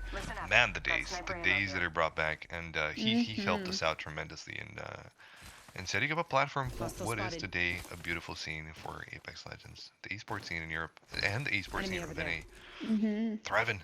Really good players, really healthy, just looking good. Pretty sure he's one of the people I yelled at for killing me in pubs, you know. Did you play with him all the time? How can you yell at him for killing you? No. I played against him all the time and then yelled at him because he's good and I'm a scrub. And he's proving just how good he is, so. No, there you go. Virtus.pro with the Pathfinder action, know where the next circle is gonna be. And it looks like they're totaling down on this here building. Might just do a 2+1. I'm not too sure if they're going to be too keen on that. It does look like Naut is on the hunt, trying to get some more information for the nearby zones where they could potentially go towards. For the time being, though, Naut will leave a nice little fence, and if somebody destroys it or goes into it, they will know that they're going to get, they might get breached from close by. So this is a great defensive action. Take it from Naut, but not too much happening right here at the start of the game. Yeah, we got a little bit of scuffle happening off cam. We saw one of the guys from Navi, Claws, getting taken down, but that's probably like one of those distance shots, not really a big engage. Never mind. Oh my goodness me, this is a lot of damage, and Navi are trying really hard to get out of it. With the grapple. Oh, no, that's 2 down for Navi. Claws is last man standing. He's trying to book it out of here as quickly as possible, get that shielding back up, but not in time. Gets taken down. Their brethren, Faizu 9 Impulse will basically fall. So it does look like indeed Navi go down very early in the game. That is crazy to see how early they've fallen. But then again, it's just a game from what is basically 5 days of 6 games each. Or sorry, 4 days of 6 games each. So not that much of a difference. They're sitting pretty at the top of the game. You're bound to have, even as a top team, you are bound to have, games that are not as great. Of course. Yeah, so it's not that big of a deal for them. But yeah, they're going to suffer for the time being. Of course, you also get picked out. The lower ranked teams start to see, okay, these guys are in trouble. We need, or they are trouble. We need to make sure that they're not getting too much value and try and give ourselves an opportunity to come back up a bit. So you'll actually find teams will start to challenge them. They'll drop in the same area to try and take those fights, or they'll see them rotating and go, you know what, we're going to take that because we know that we are heavily kitted out, and they want to take down those top tier teams. It's a strategy. See it as BM. No. That's how you play the game. You got to make sure that the enemy team is not getting the value that you yourself are trying to achieve. Oh yeah, for sure. And it does look again like we're looking at Virtus.pro, who have finally discovered some enemies of their own. Noth had one of his berries taken down, so he knows that there's an enemy team kind of close by, and it does look like his teammates did put out some flags for him. There's not going to be a fight per se at this moment in time, just pot shots being taken back and forth. The boys from PP don't have Evo, so they don't necessarily need to take these fights, but they do need to be proactive. Pierre, in the meantime, though, takes a great deal of damage. Not too sure where from, but it looks like he will be able to safely get himself back to full HP. Yep, and That's Noth will take down. Yeah, beautiful pot shots there with the wingman. And I believe that's dead inside. So that's one player down, and that's going to bring them down to only 2 people standing. It's not a great position to be in, especially so early on in the game. He's swapping over here to Gambit. And wow, we were talking about how you start hoarding those supplies, and they've already begun to do so. They've got a really good position here in terms of the circle. And you were talking about circle reading, and they clearly are predicting that that's more or less where that circle is going to be closing in on. So while they're just creating a bunker for themselves and not doing too much, we'll swap over here onto LG, who very recently got into a little bit of a scuffle themselves, but have managed to survive through it.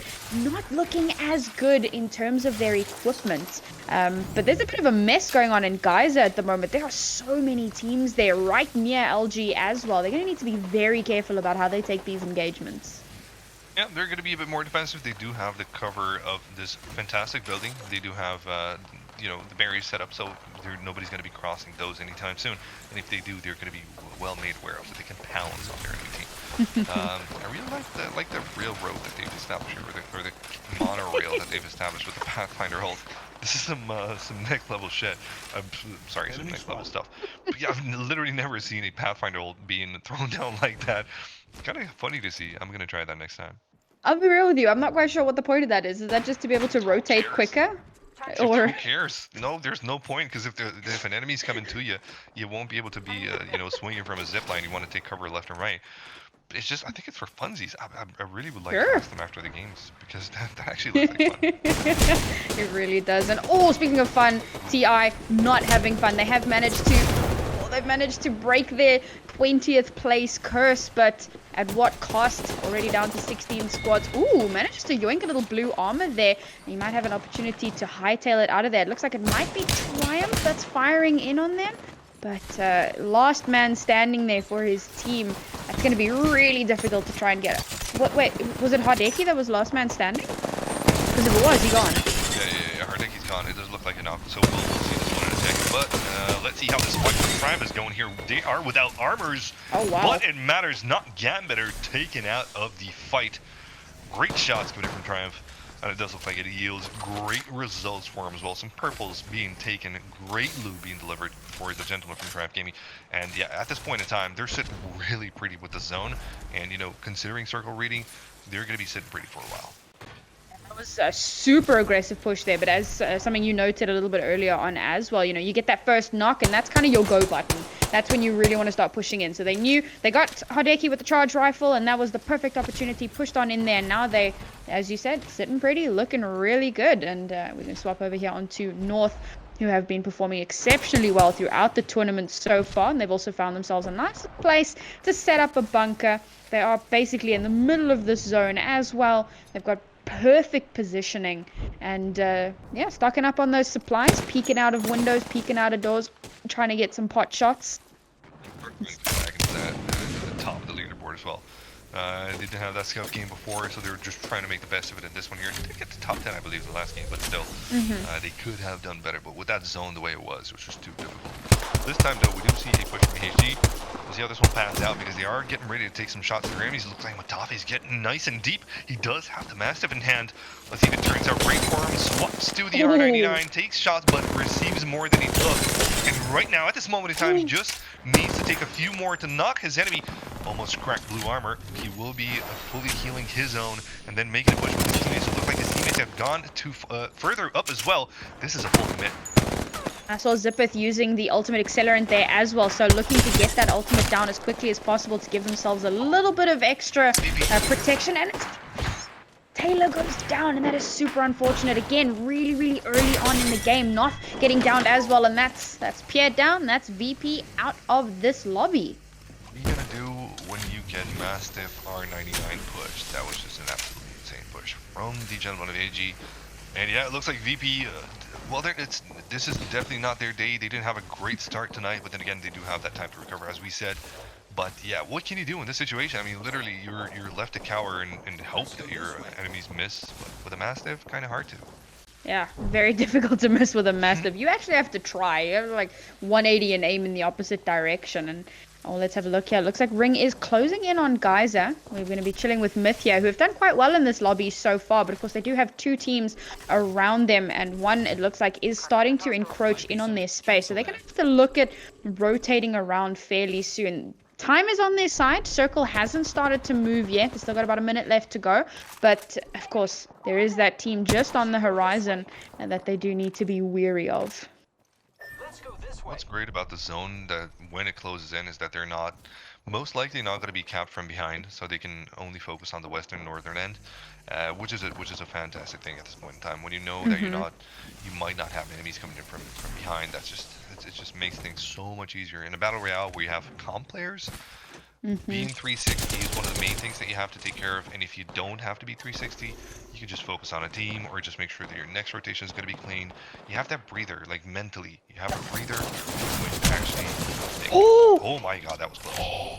What a clutch barrier to put down to keep himself alive. Literally 180. Dude, I would have panicked so hard. And again, this is what separates, like, this is what separates the good players from the exceptional players. What you were saying a little bit earlier on. Fantastic play there. Just manages to drop that barrier and gets himself into a safe position so they can try and take this next fight. But Ultimate's out here. Nice early knock. Yeah, it's all good back with some frags of their own, but it looks like they're going to be losing this fight here. Punches being thrown left, right, and center. And it's B100 with the kills, but they get third-partied by what seems to be, what was it, Myth? I think it might have been. I'm not too sure who third-partied them, but they got third-partied, I'm pretty sure. It's always a possibility. You know, in BR, it's just such a hard thing to deal with. Especially out in the open like that. Everybody could see it happening. And Sharp from Myth with the charge rifle, getting that last little knock. Oh, unfortunate. Busy healing up. Just manages to get full HP and gets beamed down by Zippeth, and that is a bad situation to be in here. Clique not looking too good. Taxi, last man standing, down to that little sliver of HP, falls into the zone. Oh, gets knocked down. And he's outside the zone as well. He's going to be dying here. You will use his rest shield, but I don't think he can make it back once the round closes into fourth circle. I'm pretty sure that Taxi might be gone. But if there's a guy that can clutch and do it, he will be the one. Just keep your eyes, guys. Keep your eyes on the top right of the screen. No, he gone. Yeah, no. Just as I was saying that. Just as I was saying that. Taxi has great clutch potential. We've seen it tonight. We've seen it the night before, yesterday night as well. The guy can clutch. He's got an amazing roster to work with as well. But in terms of clutchness, I mean, he would have been the guy to do it. That's just unfortunate. You know what? It do be like that sometimes. We're back on Triumph now, and we're up into that top 10 positioning here for these teams. So again, points are on the line. And we've got some people going down in this kill feed. Triumph have spotted out an enemy team just across the way here once again. They're going to be taking those pot shots because they're catching teams out that are trying to rotate. And again, when you've got positioning, when you found yourself that little bit of a bunker, you peek out, you see a team running across an open field, well, I mean, who could resist, right? Gotta take those shots. And that's something you have to do, being proactively defensive. Just making sure the northern team comes to you. Even if they don't come, even if you don't manage to get kills. Yeah, that's great, Luke. Even if you don't manage to get kills, you at least send a message, this place is taken, you best do your rotations through somewhere else, because if you come here, you're gonna die. So yeah, when you have a good position, you're able to proactively defend it. But now it's them that actually have to make their way inside the zone. It's not too far from them, but don't get tricked. This close, with this much open ground, this might be a doozy. That's an interesting way to pop an actual ult, Graceful. That's a great idea. And it does net them a decent-ish location. As we were kind of looking at that building, I just thought to myself, did we just wind up in the second Hobbit movie? We're out here in Smaug's cave. There's like so much loot. And unfortunately, they have to abandon it. But they've got some decent... Oh, they're out in the open. I mean, this is such a good position if they can find a way to hunker themselves down. They're right in the middle of the circle, but they're out in the open. And people are going to be taking those pot shots. Like I said a second ago, you see an enemy team running across an open field, and you cannot resist. So they're going to need to try and find themselves a safe place. This is not going to be it. You see the slide left? They want to try and go towards the compound where they were shot from before. They're sliding left, they're making sure that their left angle is clean. If that is clean indeed, there you go. Here comes a nice little rope from Matey. They might take it. It's an option that they can set on later, but look like the Gibby ult is coming on towards them, dealing a chunk of damage, at least on Matey. He will have to use a full shield to get himself back up to full HP. Still alive though, and it doesn't look like the enemy team will be closing on. And it forces them to have to pull back a little bit, but it does pull the ultimate out of that Gibby. So of course now that Gibby doesn't have it available for when that ring gets even smaller in about 1.5 minutes. We see some of the Lazarus guys going down there. In fact, that's the whole of Lazarus out. They're down. We got North taking some pot shots at another team across the way. I believe it's actually Triumph that they're busy shooting at right now out in the open there. And while that's busy happening, Graceful popping off there, managing to take down Zippeth. Shouldn't have peeked that. Should not have peeked that indeed. And that leaves only 8 squads on the map. It is indeed 5 closing into 6. So again, it's a very open closing circle. We're not going to be seeing, it's my bet that we're not going to be seeing the last circle here either. Or if we are, it's going to be max 2-3 teams. But it looks like Triumph might just have a decent chance at this. They're very, very close to the zone. They might be getting in there safely, but in the meantime, we're looking at Lions taking a heavy toll of damage from a team that's close by. Good caustic bomb trap. They will be taking the portal into what seems to be another safe corner, but the zone will be moving in 25 seconds and just enough time to heal. And that's great that they dropped the caustic trap there, because if anybody tries to follow them through that portal, they're going to have to run straight into the caustic trap. Oh no, no heals for Hackers. No heals for Hackers, I was about to say it, not looking good. Literally 1 HP, all he has is that shielding, and that's not going to last forever, and it sounds like an ordinance is going to blow up the door. They're in a really sticky situation right now. Oh, Hackers can't do this. Oh, he can actually ult? Yeah, he uses the rope walk. Yeah, sorry. Never mind. Yep. We go to Alliance now, who are in indeed a doozy. It does like Hackers do go down. Wives is down permanently. It's just IPN that's left alive. And if we're talking about clutch players, people that have the potential to clutch, it might just be IPN. Stop saying that, because he just died. Yeah, I just saw that. Well, he is, look, theoretically, IPN's a monster player. But let's cast this end of the game, which is about to get insane. Down to the last 5 squads here as the ring starts to move in slowly. Myth looking like they've lost a player there. Oxbow does get taken down fairly early on. GamersOrigin got that Sentinel, and they're going to be taking some pot shots from across the way. Wygers down to only 2 players left, but they are getting shot at as well. Oh, cracks the armor, and that's a great opportunity for them, but still going to hold back a little bit. Don't want to take the engagement prematurely. North are out of the running as RPR is the last man on the team to go down, bringing us down to just 4 squads left, baby. Indeed, Crip, the Spanish gentleman that's very, very good with the wingman, also has an EVA 8 for later use. You'll see him pop that off as a circle. 10:54 seconds left. Another great shot with the wingman here from Crip. It looks like they have enemies left, right, and center. Of course, it is the end of the game and 3 squads left. They will get pincered. So that's a problem right now for Crip's team. We'll see how they get out of this one, because Triumph, 3 men strong. So this one's going to be a doozy. It's just, I'm fairly confident we're not going to be seeing a closing circle. Oh, here's a push from Matey. Takes some pot shots, goes back into it, does not connect with his enemy. We'll be going for a bit more here. He's interested. He wants some blood. Still not too sure on who the 3rd team is. We got Triumph and Wygers. I don't know who that last one is, because we saw Myth go down.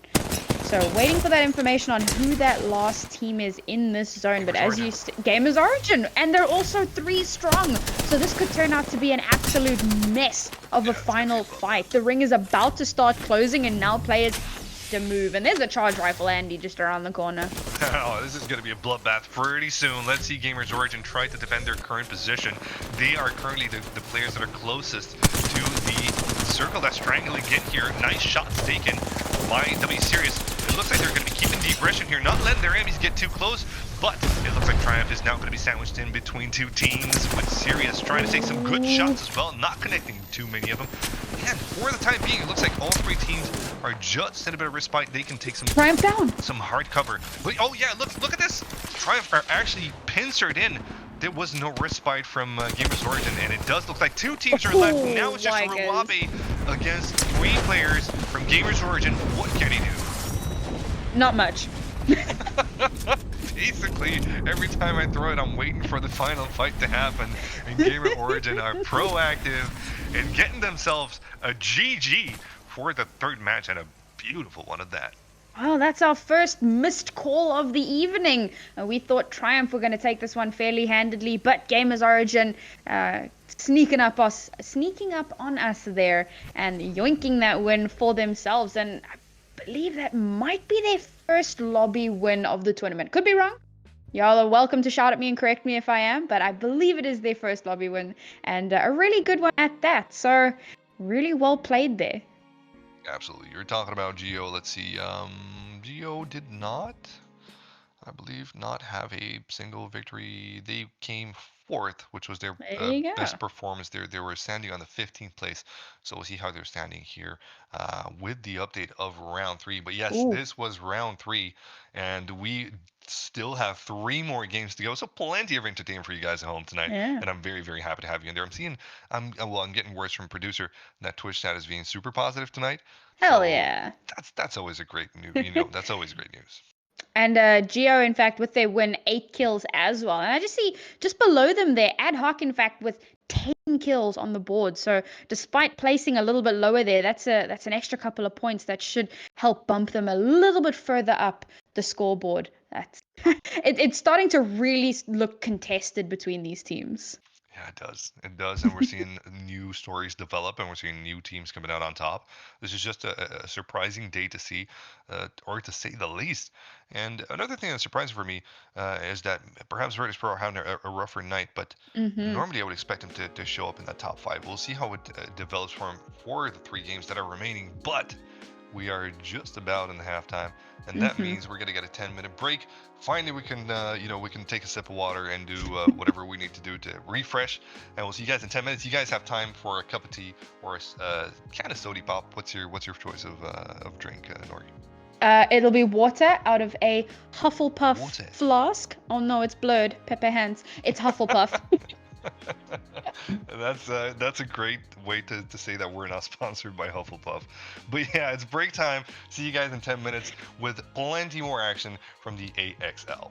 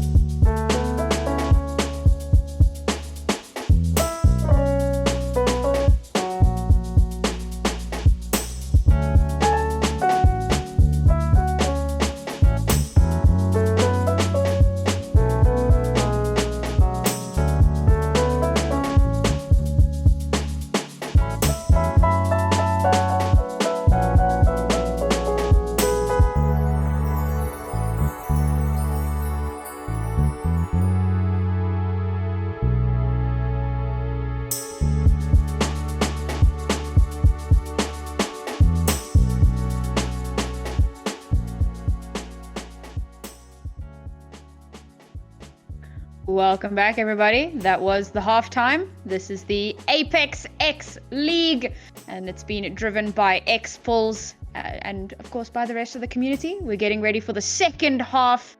Boogie, it has been intense. It has not been non-intense. I'll give you that. It's definitely been a wondrous show for us tonight. Seeing those end zones especially, and seeing of course the first starts with BDS. You know, with Cooler, Navi third partying now that they've learned that those teams are fighting. They're always going to be third partying from their western loot area to the east. It's just it's beautiful to watch from start to finish, especially considering that you have the top talent of Europe in here. And have a look at this scoreboard. Talking about top, look at Alliance sitting pretty with 94 points. They just kind of set themselves apart with this one. Oh yeah, they are streaks ahead now, and it really does come down to, yes, they're getting top placements, but of course they are just kind of fragging out there. If you look at the top kills, they're sitting on 49, just behind them North with 47, and then Navi at 42. Like that is kills over 9 games thus far. So yes, 9 games. Wow, these guys are. They're taking those fights. What I really like to see, however, is GamersOrigin, who have really bumped themselves up the ladder all the way up to 6th place with that last round win, and they're really closing the gap now in terms of points. The saddest thing to note, of course, BDS and Third Impact, they have been teams that we've been noticing. Yeah, speaking of Third Impact, they've been going down super early. Wait, what? That's a fist fight with Epsilon? The giggle. Yeah, don't be too happy about that one, but yes, it happened nonetheless. However, it does look like TI don't have great loot here, just 3 boxes in between themselves. They're gonna have to get out of there. They're gonna have to dip pretty soon. I don't think this is a fight. This is a viable fight at all. Fieldern's holding angles here. I think Fielder might be the only one that actually has a weapon and some armor as well. But yeah, this is definitely not a fight that you want to see from the boys in TI. And once again, Cooler versus BDS. Just saw it in the kill feed there. The thing is, okay, we've realized in the break that they actually land right next to each other. So when that happens, you can't not take the fight. You have to defend your territory and your loot. And that is exactly what happens. And unfortunately for BDS, Cooler just consistently coming up on top of those fights. Yeah, they keep going fragment east. They want to fight for that position. Both of the teams normally in competitive game, that's where they drop. That's where their normal drop is. So neither one of them are relenting. Neither one of them are conceding. They're just saying, nope, this is where we loot. If you want to find a different spot, you're more than welcome to go there. But here comes a fight. It does look like it's going to be a hot one for Epsilon as well, as BDS are also taking fights with Cooler. We'll get to that one in a minute. But in the meantime, a great name coming in here. Epsilon forced on the back foot. Yeah, we've actually got 2 opening fights. It was Cooler versus BDS, and it looks like BDS got on top of that one. Then you had TI versus Epsilon here with a little bit of a third party from Alliance on both fronts. Oh my goodness. There's like 4 teams all firing at each other. You know what? We're just going to move as far away from that side of the map as possible. We'll just pop in here to VP and give ourselves a moment to relax as we watch the soothing movements of them looting.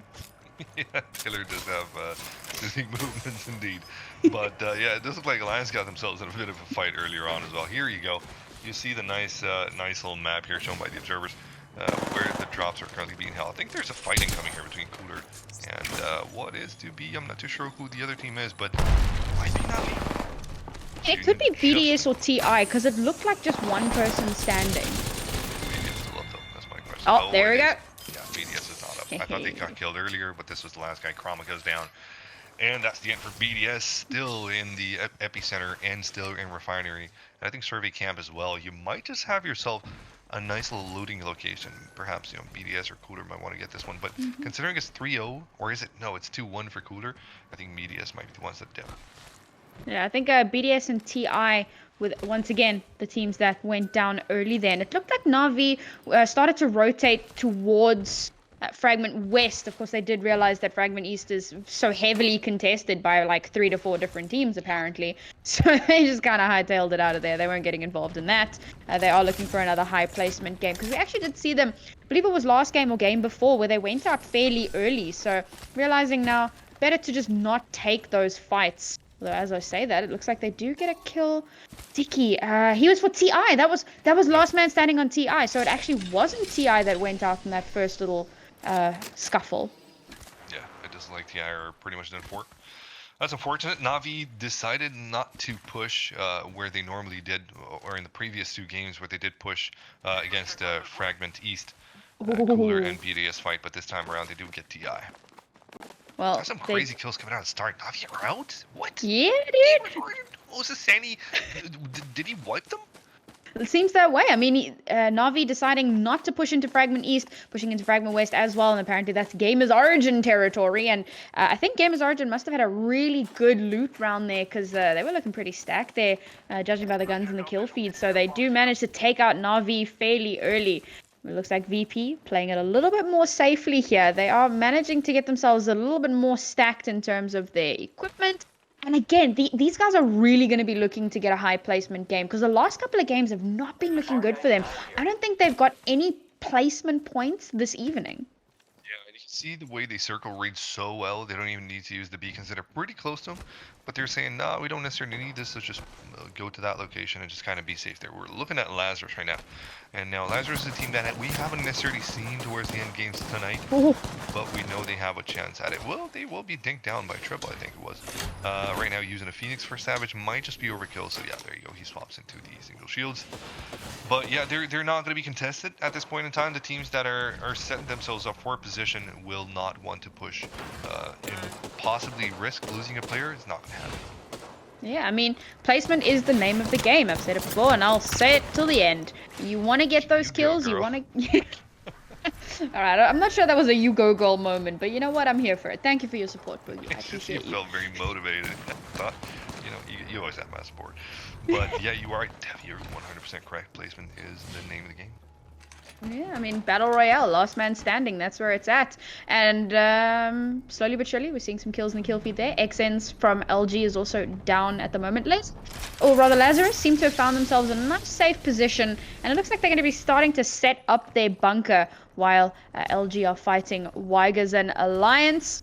Oh, no. IPN is already down. That's their caustic. That gives up a lot of their map control potential.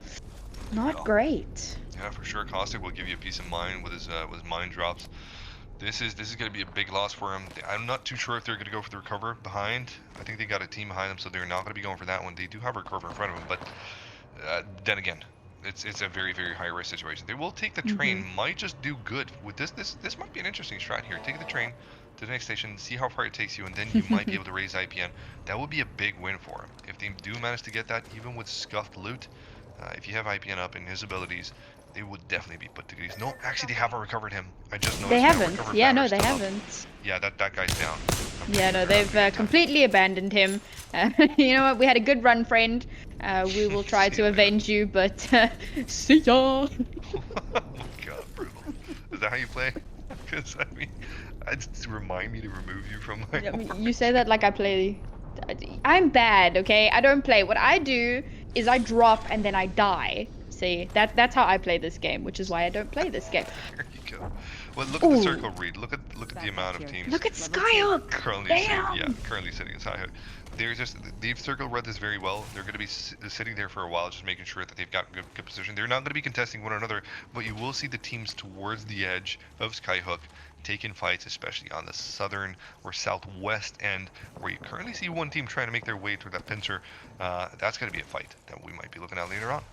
And there's a team all the way up in survey camp as well, and they've got themselves a little bit of free room to move, potentially do a little bit of looting, and of course get that very valuable information. We're swapping over onto Clique here, and Clique looking stacked right on the edge of the circle, so they are going to be needing to move in at some point, but time is on their side, and they do have that information, so going to be looting up a little bit here as they make their way slowly into the next round. And while that's happening, Kohai goes down to Mady, lol. That's an unfortunate one, but that's, you know, the element of rotation. You will see 1, 2 guys, 3 perhaps, you know, even more in the first or, let's say, closing circles of people to just, you know, they can't make it if you don't have defensive abilities. And well, I remember, here comes Boogie with his I remember back in the day, Bangalore used to be fantastic for rotations because she provided that sick smoke. But in the current meta, of course, she's not as precious as, let's say, you know, the current legends being used. But you know what? maybe Alliance can do it. If they can do it with Caustic, maybe they can do it with Bangalore too. Who knows? I must say, this is the most aggressive lobby we've had all night. We're moving into zone 3, and we have 14 squads left. Yeah, this probably is it.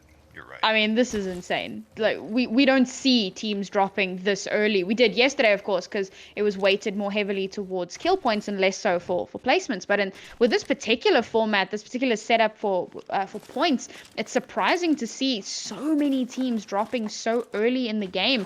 And it's just going to get even more messy as we start moving in towards Skyhook, because we can actually already see how close those teams were to each other. There's not a lot of space there, but there is a lot of cover. So we might see them using that to their advantage, just going to be peeking out a little bit and trying to find those ever important bunkers. Ooh, LG man down. Oh yeah, LG all time. Oh, that's a rough game for a lot of top tier teams. Let's think back for a second and see, why are we left with 14 squads? So we have Navi's decision. Instead of pushing Fragment West, they went around. They got, I think, wrecked by Cooler, I think it was. So that's one of the top teams that went down. Oh, right, there you go. Geo, yes, you're right. And then I'm not too sure what happened. You know, you have that DBS fight. Where's that at the start of the game? Yeah, let's see. This is actually great. So we see Navi went down, Epsilon went down. You do have Ad Hoc Gaming that also went down. So Myth is also down. BDS. Yeah, Third Impact. Third Impact. I think they might have not made the. Or did they make the? I think they made the server. Yeah, it did start with 20 teams on. Yeah. It's crazy to see how many teams have fallen in this early stage. That's a great find by you. Great point. 14 squads on what? Round 2 closing. That's great. Yeah, that's really, really insane. And we have 14 squads left. Forgive my maths, it is horrific. But like, that's what, 42? So it is Alliance and LG that are missing players at the moment. The rest are full squads. So that puts them a little bit at a disadvantage in terms of literally every other team in the lobby. They're going to have to play this one a lot more safely. Cooler getting themselves a nice little high position here, and also some fairly good ring placement, very, very close to the center of Skyhook here. A lot of high ground to work with, a lot of cover, and of course they can zip line up, and they actually have full control of this building. They've got the Watson ultimate here, and just about every entrance into the building has been blocked off by Watson fences. So to have taken control of an entire building, that is great space control. Absolutely. That's where Watson comes in so handily, because in Apex, especially in competitive, you definitely want to have as much ground to yourself as possible. Of course, for future rotations as well, but when you have such a tall building like this one, it's important to have Watson set up those areas as smart as she can. So, as smart as you can. Rowie Uppy takes some faraway shots with the scout, really connecting well, and you know what? They're not even going to care because they have Watson's ult, so they can do this all day long with the light ammo that they have as well. This is insane for them. It's a really good spot that they're in. Oh yeah, I mean that scout does so much damage from range, and now we're swapping over onto North, who have also found themselves a nice little building to hole up in. And this is great. I mean, each team is finding themselves their own little building or their own little floor on a building, and they're just going to take shots at each other. The real challenge, of course, is going to be once the ring starts closing in and teams have to start rotating. And that is always the double-edged sword for these teams. They do need to move at some point. And if you're lucky enough to be in the center of the circle, if you're right there in the middle of Skyhook, oh, such a big advantage. It looks like a lot of teams didn't read this correctly. Here we watch Triumph, though, with JMW passing through Graceful's portal. They do have a safe spot in here. They're going to be dropping Watson's ult. Are they going to be, though? They're still scouting around, making sure that, you know, everywhere around them is safe. For the time being, it looks like they're in a decent-ish position. They can get overrun quite easily, but for the time being, they're sitting kind of pretty. Good scouting action coming in from Mady, though. And it does look like Graceful will be helping him out. You do need to scout around and make sure that you're not going to get bunched in or surprised at any point in time. So it's always good to check your angles before you take a note or before you take any kind of ground in this game. And there we go, finally they do drop that Watson ultimate just there in the corner, and that does provide them a little bit of protection, of course, from ordinances and whatnot, but it can be destroyed, so they do need to be careful. They're going to be putting up those fences as well to keep them as safe as possible. And now the death of teams has kind of started to slow down, but as I say that, second member of LG will go down, and that is super unfortunate. Oh wait, no, that's it. Zania down as well. That could be, I believe that's LG out. That is crazy how this game is rolling so far. Most of the teams are sitting on the top of the scoreboard, being taken out quite early on. And we saw just earlier there from Medialol a Pathfinder ult. I'm not too sure what the viability of that is. I'm definitely sure that they've thought this through, but I'd like to see how this one evolves if they're able to take that rope and climb up on top of the building that they set it on. That's going to be an interesting watch later on. But in the meantime, let's have a look at Cooler. I think that's meant to be as a little bit of an escape hatch, you know, when you just got to get the hell out of Dodge, you take that rope and hope that people can't aim at you. Take that rope and hope. You're a pup. Hey. You say. But you do have Cooler looking at you, and that's a whole lot of open ground. If you take the top of that building, you're basically spotted by most of the teams that are in that region. So for themselves, I'm not too sure what Crystal was doing, but yeah, we'll see later on. In the meantime, though, we have a look at Alliance take some good shots, Wipes and Hackett, but their armor's dinked. They're gonna have to regroup. And again, only 2 of them left alive here, so very, very sticky situation for them to find themselves in. But they've found themselves a fairly good... Oh no, I was going to say they have good positioning, but the ring has moved just out of their little area, and they're going to have to make a rotation soon. I think they might be able to, like, if they really want to be sneaky about this, they could probably smoosh up in the corner of the building. They've actually pinged the corner of the building where the circle isn't going to get to them. So they're probably going to try and hang out in this building for as long as possible. Well, let's look at that one out. We're going to be over onto North here, who have spotted out our friends who were setting up that bunker and that zip line. I'm going to be engaging in on them. This might be the time to use that zip line. Might be the time to use the zip line. North are not very passive with this push here, but RPR being dinked down heavily. Have to use a lot of shields. Blue shields. In the meantime, they're going to have to cover ground for him as he heals. There is some time, of course, but this is not the ideal position to be in. You can get overwhelmed quite quickly. So they do choose to retreat in the corner of this hereby place. Let's see if Triumph do decide to push on. Because Triumph might just have heard the shots from earlier on. There you go. That's a bit of a push. Taishin loses his armor completely, and Mandy as well. This is not looking great for North.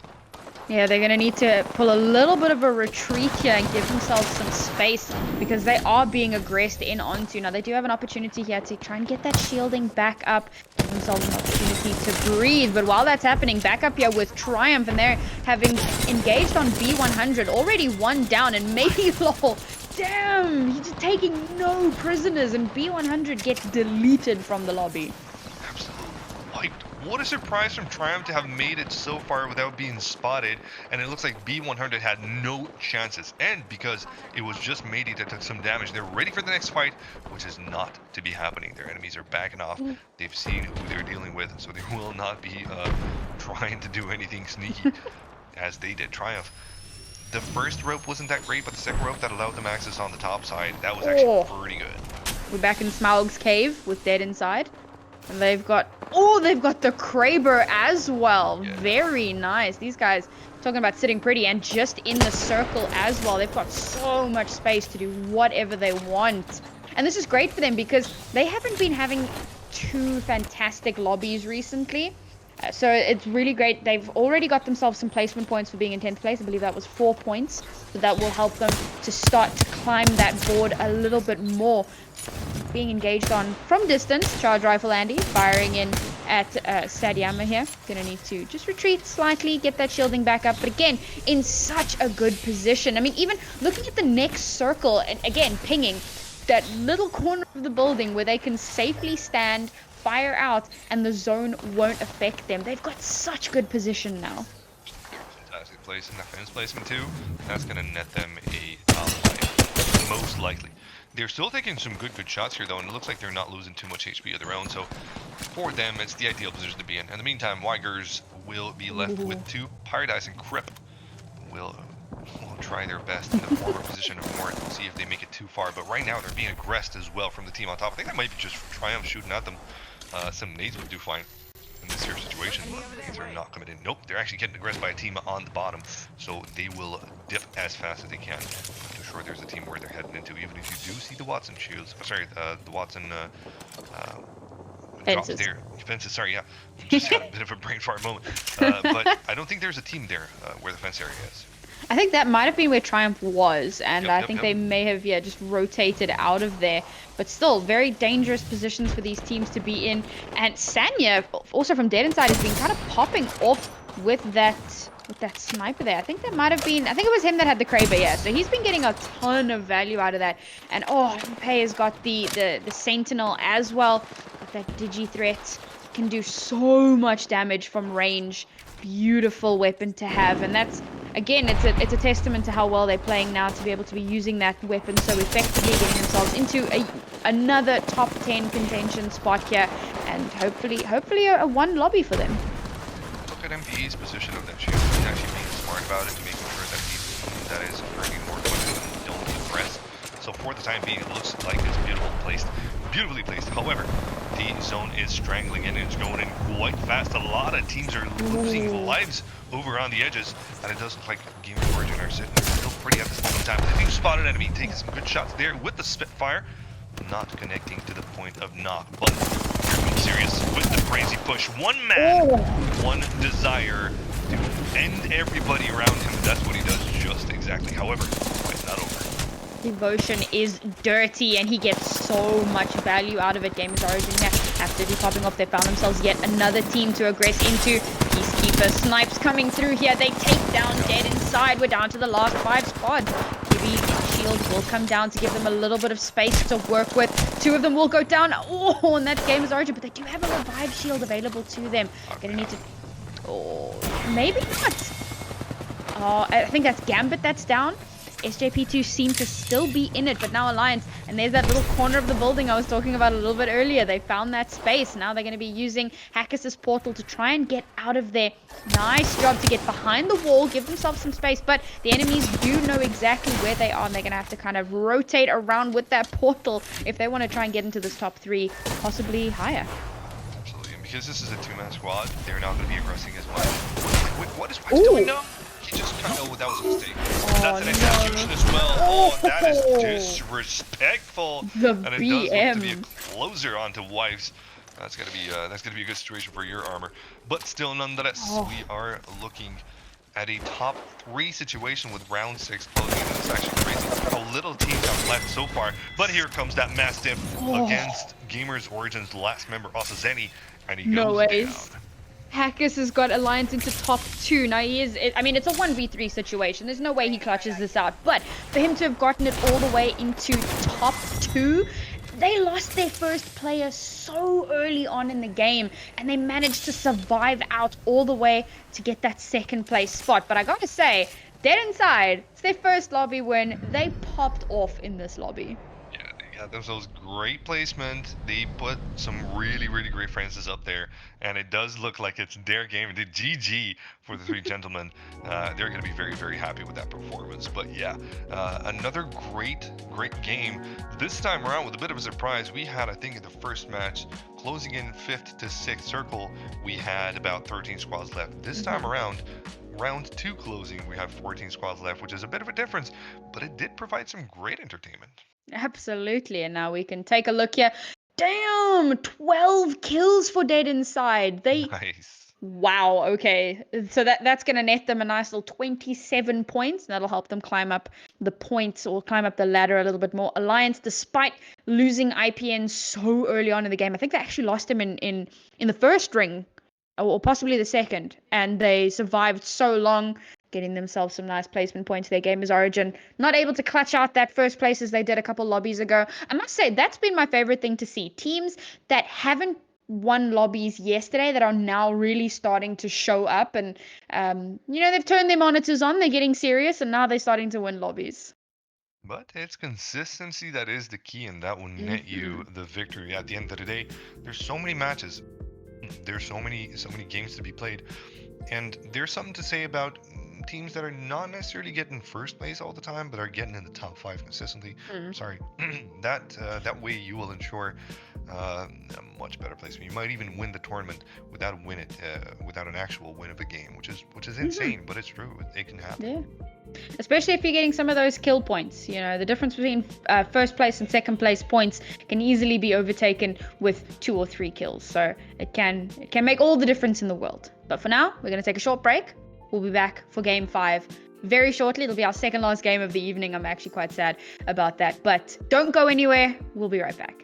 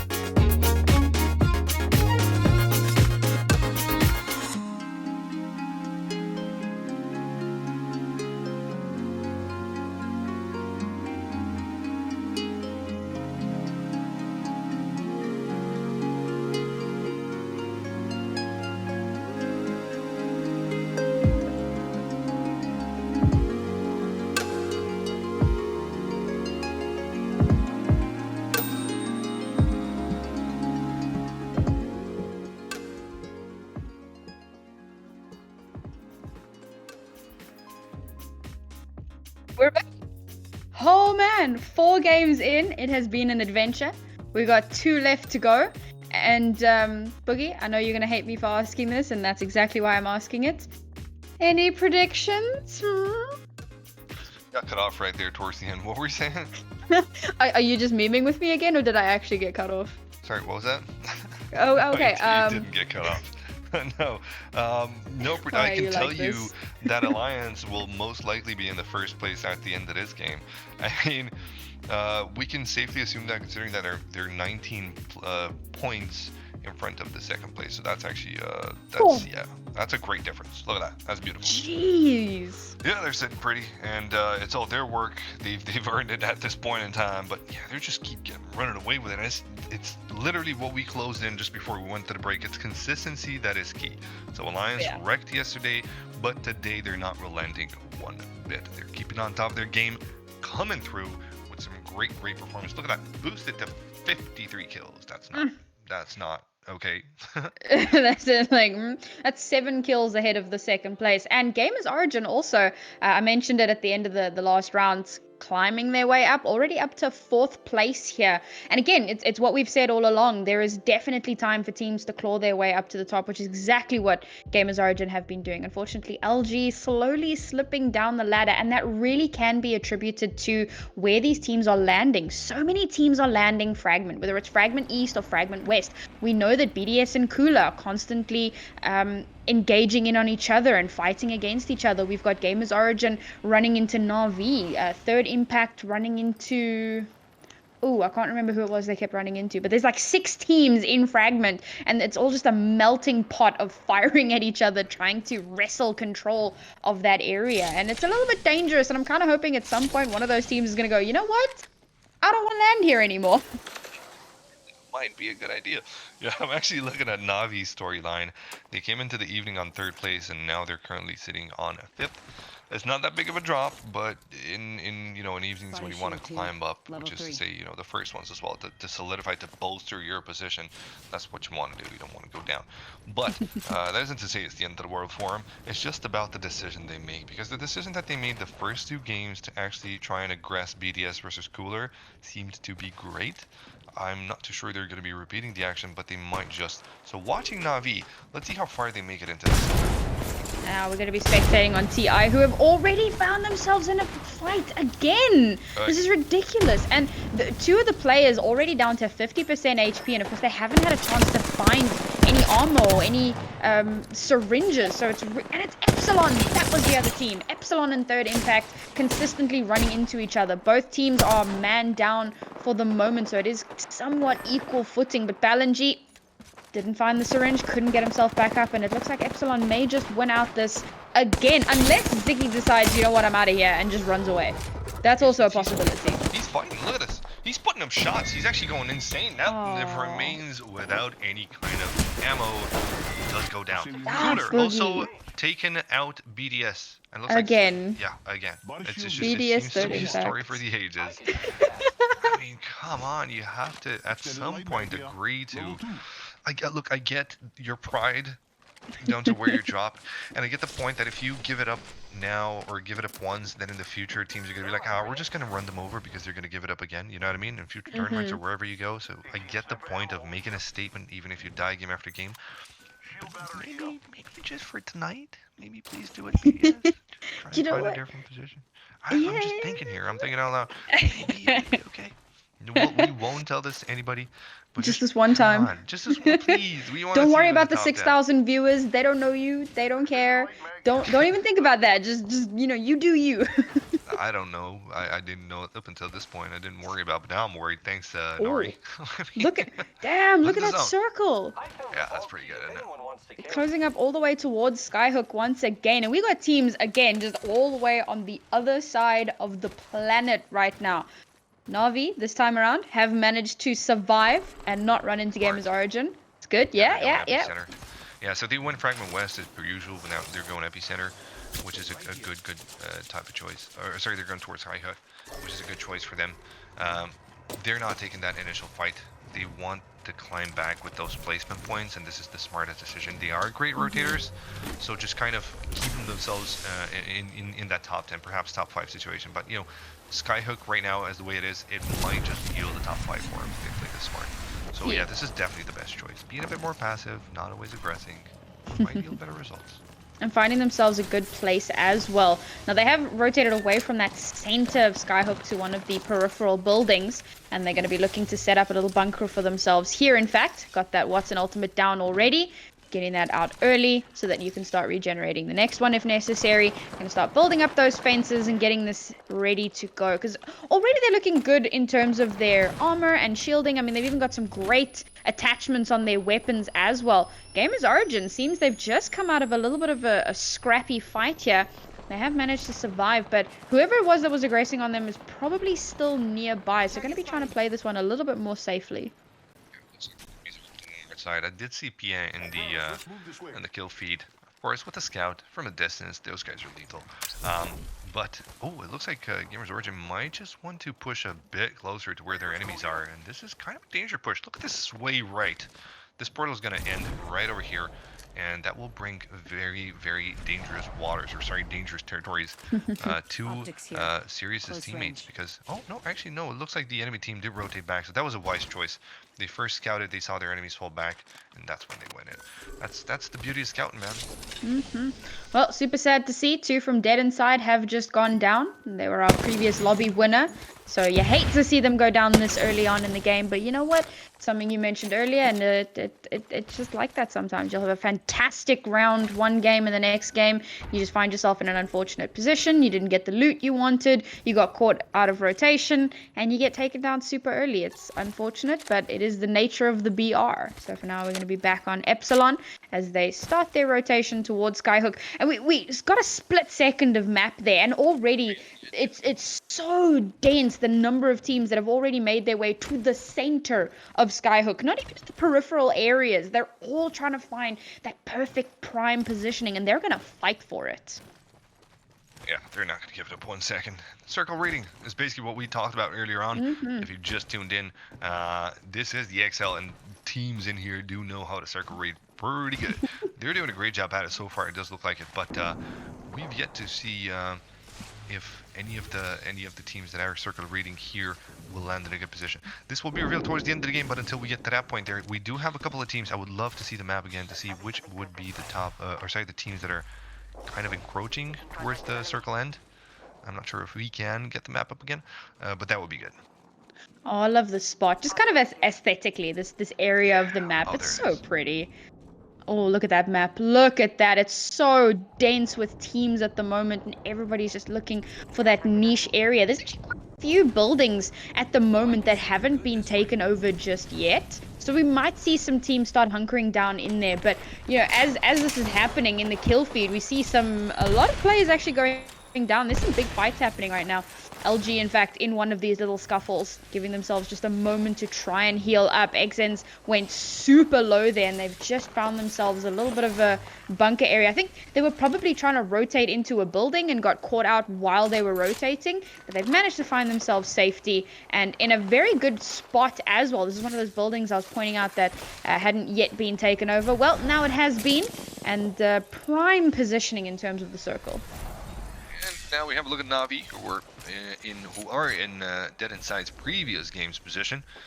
Sitting pretty over there. They do have another Watson ult to drop down, but it does look like they have kind of a similar setup to the previous game's Dead Inside, with good fences lying around, a bit more scarce. But at the same time, we saw that in this scarcity, they're looking to peek and prod to take some fights as well. They're not being as passive as Dead Inside were. They just want to make sure that around them are not that many teams as could be if they would be too passive. Here comes Pfizer, though, with a Havoc. 3x on top. Let's see if he can connect any shots to the teams that are close to them. He was looking out one window and gets fired from another window, and it's like, oh, no, no, no, no. Gotta find yourself a good position to be in. Make sure you don't get caught out. Alliance potentially having just been fired at. Yes, in fact, they're busy fighting with Kohai. Oh! They've waved onto Matafi, and that is not looking good for Ad Hoc, but they still have a little bit of space here as the rest of Alliance do engage and try to close the gap. Oh, yeah, that's a push. Yeah, that's a push. When you get a guy down, that's going to be a push indeed. Ooh, it does look like it's yielding great results. It's just going to be Wife sitting on the backside there. Another knock comes in here for IPN. Zipeth is down, so AHG, I think they might just be one guy left. Yep. Not too sure if they can find him, but not looking pretty for AHG. Yep. That puts them in a very difficult position at the moment. I wonder if it wasn't a Wraith, maybe that... oh, it's the revive. Oh, no, no, no, no. It will happen. It will happen, right? There's this shield coming back up. He will take that self-res. And you know what's great in this fight is that they've pretty much secured a great chunk of the map, and a great chunk of the next rotation is secured by them at this point in time. That's why it's so great to take these fights midway. If you do get a knock, that should be a push. And this push turns out great for Alliance. Once again, second ring, 15 squads left. What is going on? It's these teams vying for control of the space and taking these really early engagements. Okay, it doesn't help that we get 2 to 3 teams dying in the first ring because of where they land, and I think that's probably a very big contributing factor. But past that point, it's surprising to see how many teams are taking these engagements and bringing down the numbers so early on in the fight. A little unorthodox. Yeah, it is a little bit unexpected. I suppose it might have something to do with the way these circles are swaying. They seem to be quite extreme, but yeah, in these rotations, it's very, very hard to make your way in. We did see 2 or 3 teams actually get dinked down during rotations, as we see that team, that alliance, have taken down earlier. So this might be a factor at this point in time. But yeah, it's kind of crazy to see. Yeah, as you said, 15 squads on closing 2. That's a rare thing. Well, maybe not so rare tonight. Not tonight, yeah. It's something that has been popping up a little bit more often. And as I mentioned, those first squad wipes early on, kind of off spawn, definitely do contribute. But for the rest of the teams, we can see they are trying to play it a little bit more safely. And in fact, SJP2 found themselves in quite a good position up on this mountain with so much cover and using this charge rifle, not necessarily to get picks, but just to get information. Information is so important, knowing exactly where the enemy teams are, knowing where it might be safe to rotate to, and feeding that back to your team so that they know where they can rotate to as well. Clique, on the other hand, just on the other side of this circle, and going to be rotating in from around the side. Again, just using as much cover as possible. You don't want to get caught out as you move in to a zone. I'd like to point out that Taxi's performance tonight has been really, really good, especially in the first 2 games. This is a guy that I personally don't know too much about. I can't say I remember the Apex Pro Day C and Taxi in it. Yeah. He is showing up. Like the way he ran it towards final circles before, and of course having Baker, one of the classics, and Yuki as well. But it's good to see these 3 gentlemen playing the way they do. Oh, we had a look at the teams remaining for just about a second. Let's have a look perhaps again, or at the map. But yeah, it would be nice to see who There we go. There we go. So Ad Hoc Gaming, BDS, of course. Lazarus with the earlier engagement. Third Impact with the initial fight, where that was a very unfortunate kind of fight. Gambit is a bit of a surprise, though. Yeah. As is AHG. But yeah, dead inside with just 1 player left alive, though. Wow, they've actually managed to survive. I thought they got taken down a little bit earlier on, but having managed to survive just that little bit longer, definitely a feather in his cap, and he's going to be trying to go for some kind of placement, maybe just hide out. But while that's happening, GamersOrigin in a little bit of a fight here with Wygers. Oh, getting caught behind his door there. That Paradise out of the fight with the revive shield. Going to take him down, and I believe he was the last standing for Wygers. So that's one more team. Yeah. Oh, was it? Yeah. Okay. That's I believe one more so. Team out. Yeah. GamersOrigin racking up those kill points again. That's what you want to do. Yeah, you want to climb back up. You definitely want to be proactively defensive, as we mentioned just before. Just making sure that nobody is around you, and if somebody is around you, you get knocked and pushed. In the meantime, talking about knocks, it doesn't look like B100 will get any on the team that is quite close to them. These 2 buildings are very well protected one from another. Even if they're so close, you might as well make better neighbors than you might make bad enemies from it. So just make sure that nobody comes in around you from the enemy teams that are trying to push in, I suppose. I was wondering how he hadn't fallen off yet. It was like he was levitating there, and eventually he did fall off. Unlucky. Looking for a good spot there for that Watson ultimate, but that's not going to be the play. So it looked like they were about to run out the door. And as that happens, we're back here on SJP2. And again, look positioning. Despite the fact that the zone has moved, they're still firmly in the circle. However, the danger is going to come potentially with the next circle. It might force them to have to move out. Oh, if only Denze had one of those Evo shields. Can you imagine just how much he would be farming up that shielding right now? Yeah, absolutely. That would be a thing to behold. But as it stands, there isn't too much that they can do. They do sit on a great ledge here. They're not going to get pushed in anytime soon. If something does happen, a knock would have to go. Maybe 2 knocks would have to go first before a team thinks twice of actually dealing with them. They do have a rope up there, so that might be a bit of a dangerous situation. But for the time being, I think SJP are sitting in a great position. I love watching a player scope in, not take shots, just looking, scope in the scene. did you just say perving? More like cruising. Okay. That makes a lot more sense. Cause I'm like weird kink, but okay. Hey, so North now engaged in a fight. Don't seem to be connecting too many bullets, though they will make a push because their armor aren't looking too bad. Just RPR that has to heal up. And while he does that, Taishin comes in from the backside there, throws in some good shots. Well, actually, no, they're still not connecting. That's kind of a surprising thing, considering the players. But it looks like the enemy team will be taking the fight against them. Natus thrown in there as well. Some great damage. It looks like it's a back and forth. No team is actually consistent into pushing, but it looks like Epsilon won't have the upper hand of this. Oh, goodness me. This is quite a mess here. And Mandy going down as well. Not great for North. RPR just looking for a safe spot here. Oh, he is actually going to be able to revive Mandy. That's pretty huge.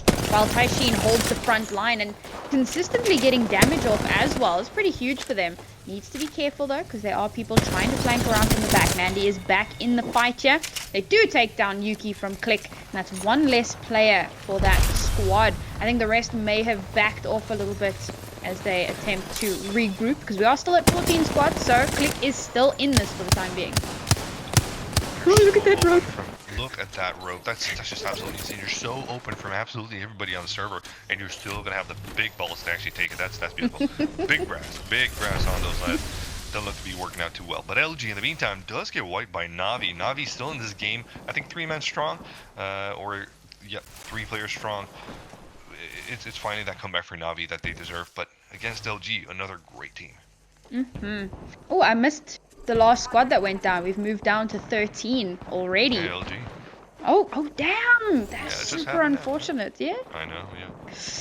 And you wouldn't expect LG to go down. Like that's one of the things that they're very good at, making it towards the end game. But this time around, it's just you face Navi. It's a 50-50. But that's the thing, though. When you remember the Poland Invitational and LG were the team that the casters were like, oh, where did these guys come from? And of course, you and I were like, well, they came from Apex Pro League. What do you mean? But now they're not showing that same consistency. They would win a lobby and have like 17 to 20 kills, and now that consistency seems to kind of be crumbling a little bit. I'm not sure what's going on here, but they're not the same team that we saw before. Here we have a look at VP there. We just saw a Rat from Dead inside just earlier on, trying to make it into that top 10. He is not too far from it, considering Clique are getting removed by North. But let's watch VP trying to take a fight with rotating teams right now. Let's see if they manage to actually do something themselves. They do have to move themselves towards the right, but they're making sure that they're keeping the teams that are rotating just behind them, just on the edge, just enough that you might take damage from the blue. So VP are playing this one very smart.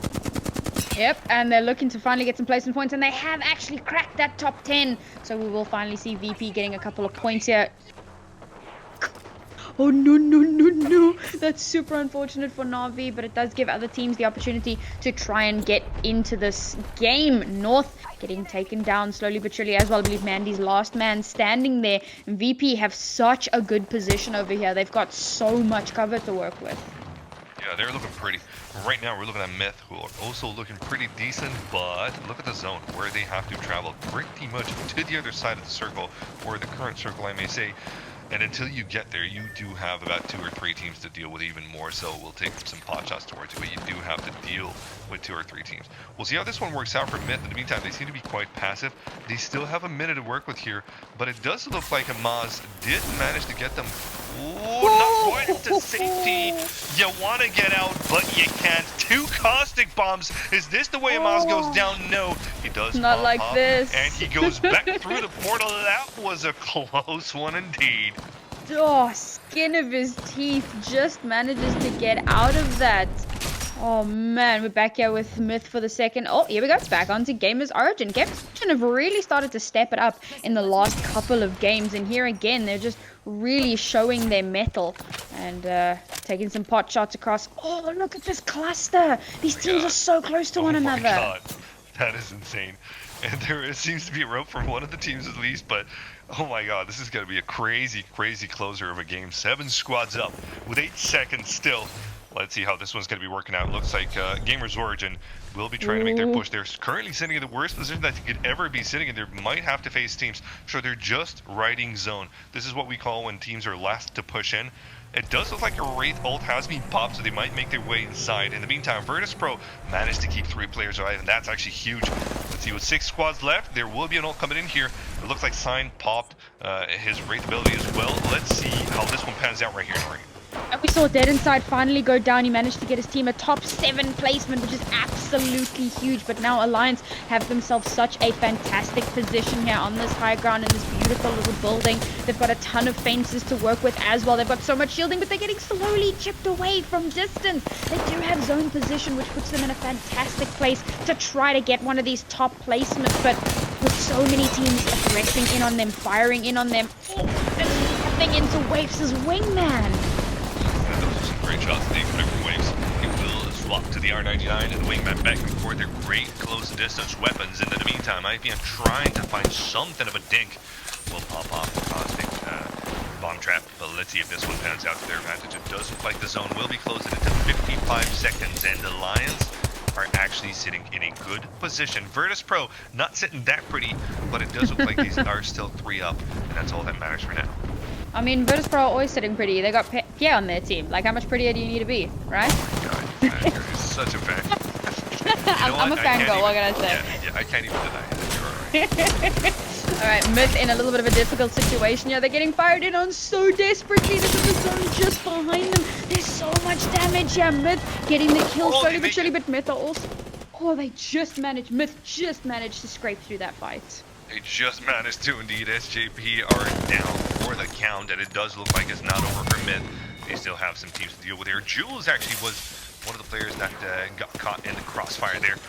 Does seem to have been removed. If Myth can keep on the position, because there's 4 squads left and the zone is just about to close. I don't think you have time for that Phoenix kit, buddy. Yeah, I think this might be one of Myth's best rounds so far. I saw their Cooler is still alive. VP are still alive. That's 3 of our teams. And of course, I believe Alliance was still alive. So we got 4 very, very intense teams still in this. But Amaz dies to the ring. No, he stepped just out. And that's Myth already down. VP have lost Taylor. They're down to only 2 players, but it is still 3 squads left. Oh, a beautiful caustic trap gets tossed out from Alliance on the high ground into VP. And it looks like they might... Taylor down, Pierre's last man standing. Pierre get taken down. That's VP out of the running, so it is just Alliance versus Cooler. And it looks like Cooler don't have much chance left. Alliance with 2 people left alive. Hackus and IPN looking good with the armor. They want to take down enemies. They want to make sure they don't have the self-res shields. Not going to happen. It's actually not what's going on at all. Sign the last man standing with the Peacekeeper. Throat shot left, right, and center, but IPN comes in to help. And that will be the GG and a great game indeed. For Alliance. That's Alliance. Hell yeah, beautiful brother. Work indeed.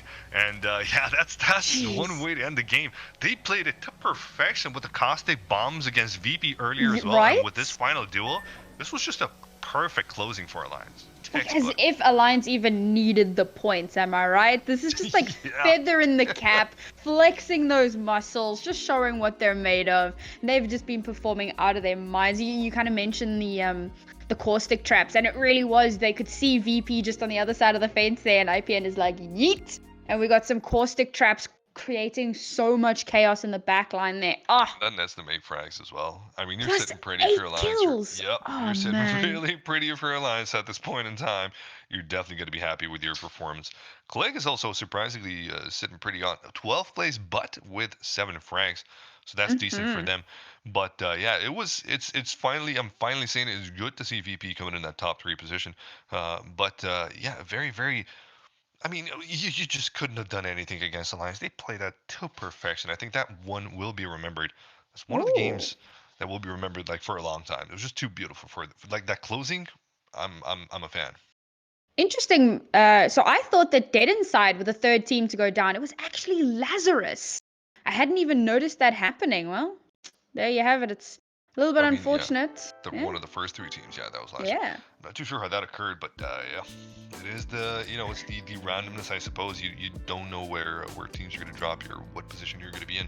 That's why that's kind of why you want to bolster your drop zone and just kind of stick to it. So again, I do understand why those initial fights are happening between BDS and Cooler. But yeah, they're not working out that great. But yeah, do we have one more game, Samantha? Do you think we can find it in ourselves to present one more game? You know what, Boogie? I could do this all night. Come at me. These games have been fantastic. We're going to take a short break, though. And while that happens, I'm going to strangle our producer because he was very loud in my ear for the last couple of fights. So we may not be back because I may kill the producer, but we'll probably be back. We'll see you in a few minutes.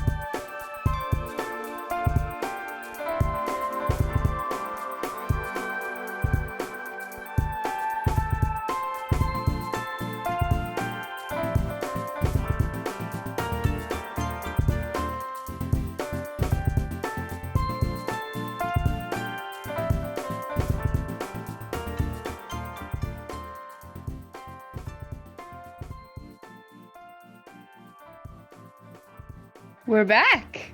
We're 5 games in. We're getting ready for game 6. It is our final game of the evening. Tonight has been full of surprises. It's been full of some intense battles, and I'm kind of sad that this is the last game of the night.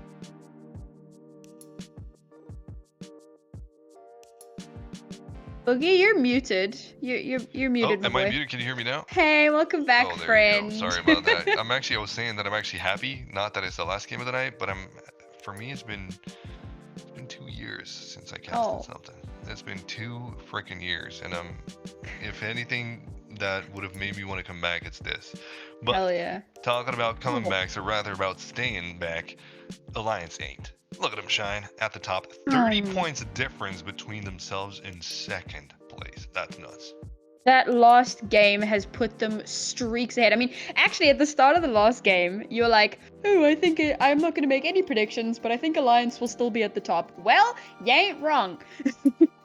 They've just lightning bolted ahead of every other team there, giving themselves such a not a wide berth, but just some really good cushion room. So if anything goes wrong, if for some, I don't know, ungodly reason they die 20th in the lobby, they will still probably be in first place. They've given themselves a lot of room to breathe. But a team that hasn't had too much room to breathe, well, I suppose depending on how you look at it, you die early, you got tons of time to breathe because you ain't doing much else. But we're going to be swapping or jumping straight in here with third impact. Let's see, maybe 6th time's the charm. Oh my god, it does play Fielder's enemy does have a weapon here, but Darkness does go down with Hands Ziki. So this is actually not that bad of a start for him, but not much rather than a start. So okay, here comes Balance, Spitfire in hand. He has to reload, will fall back here. Ziki in the meantime gets taken down.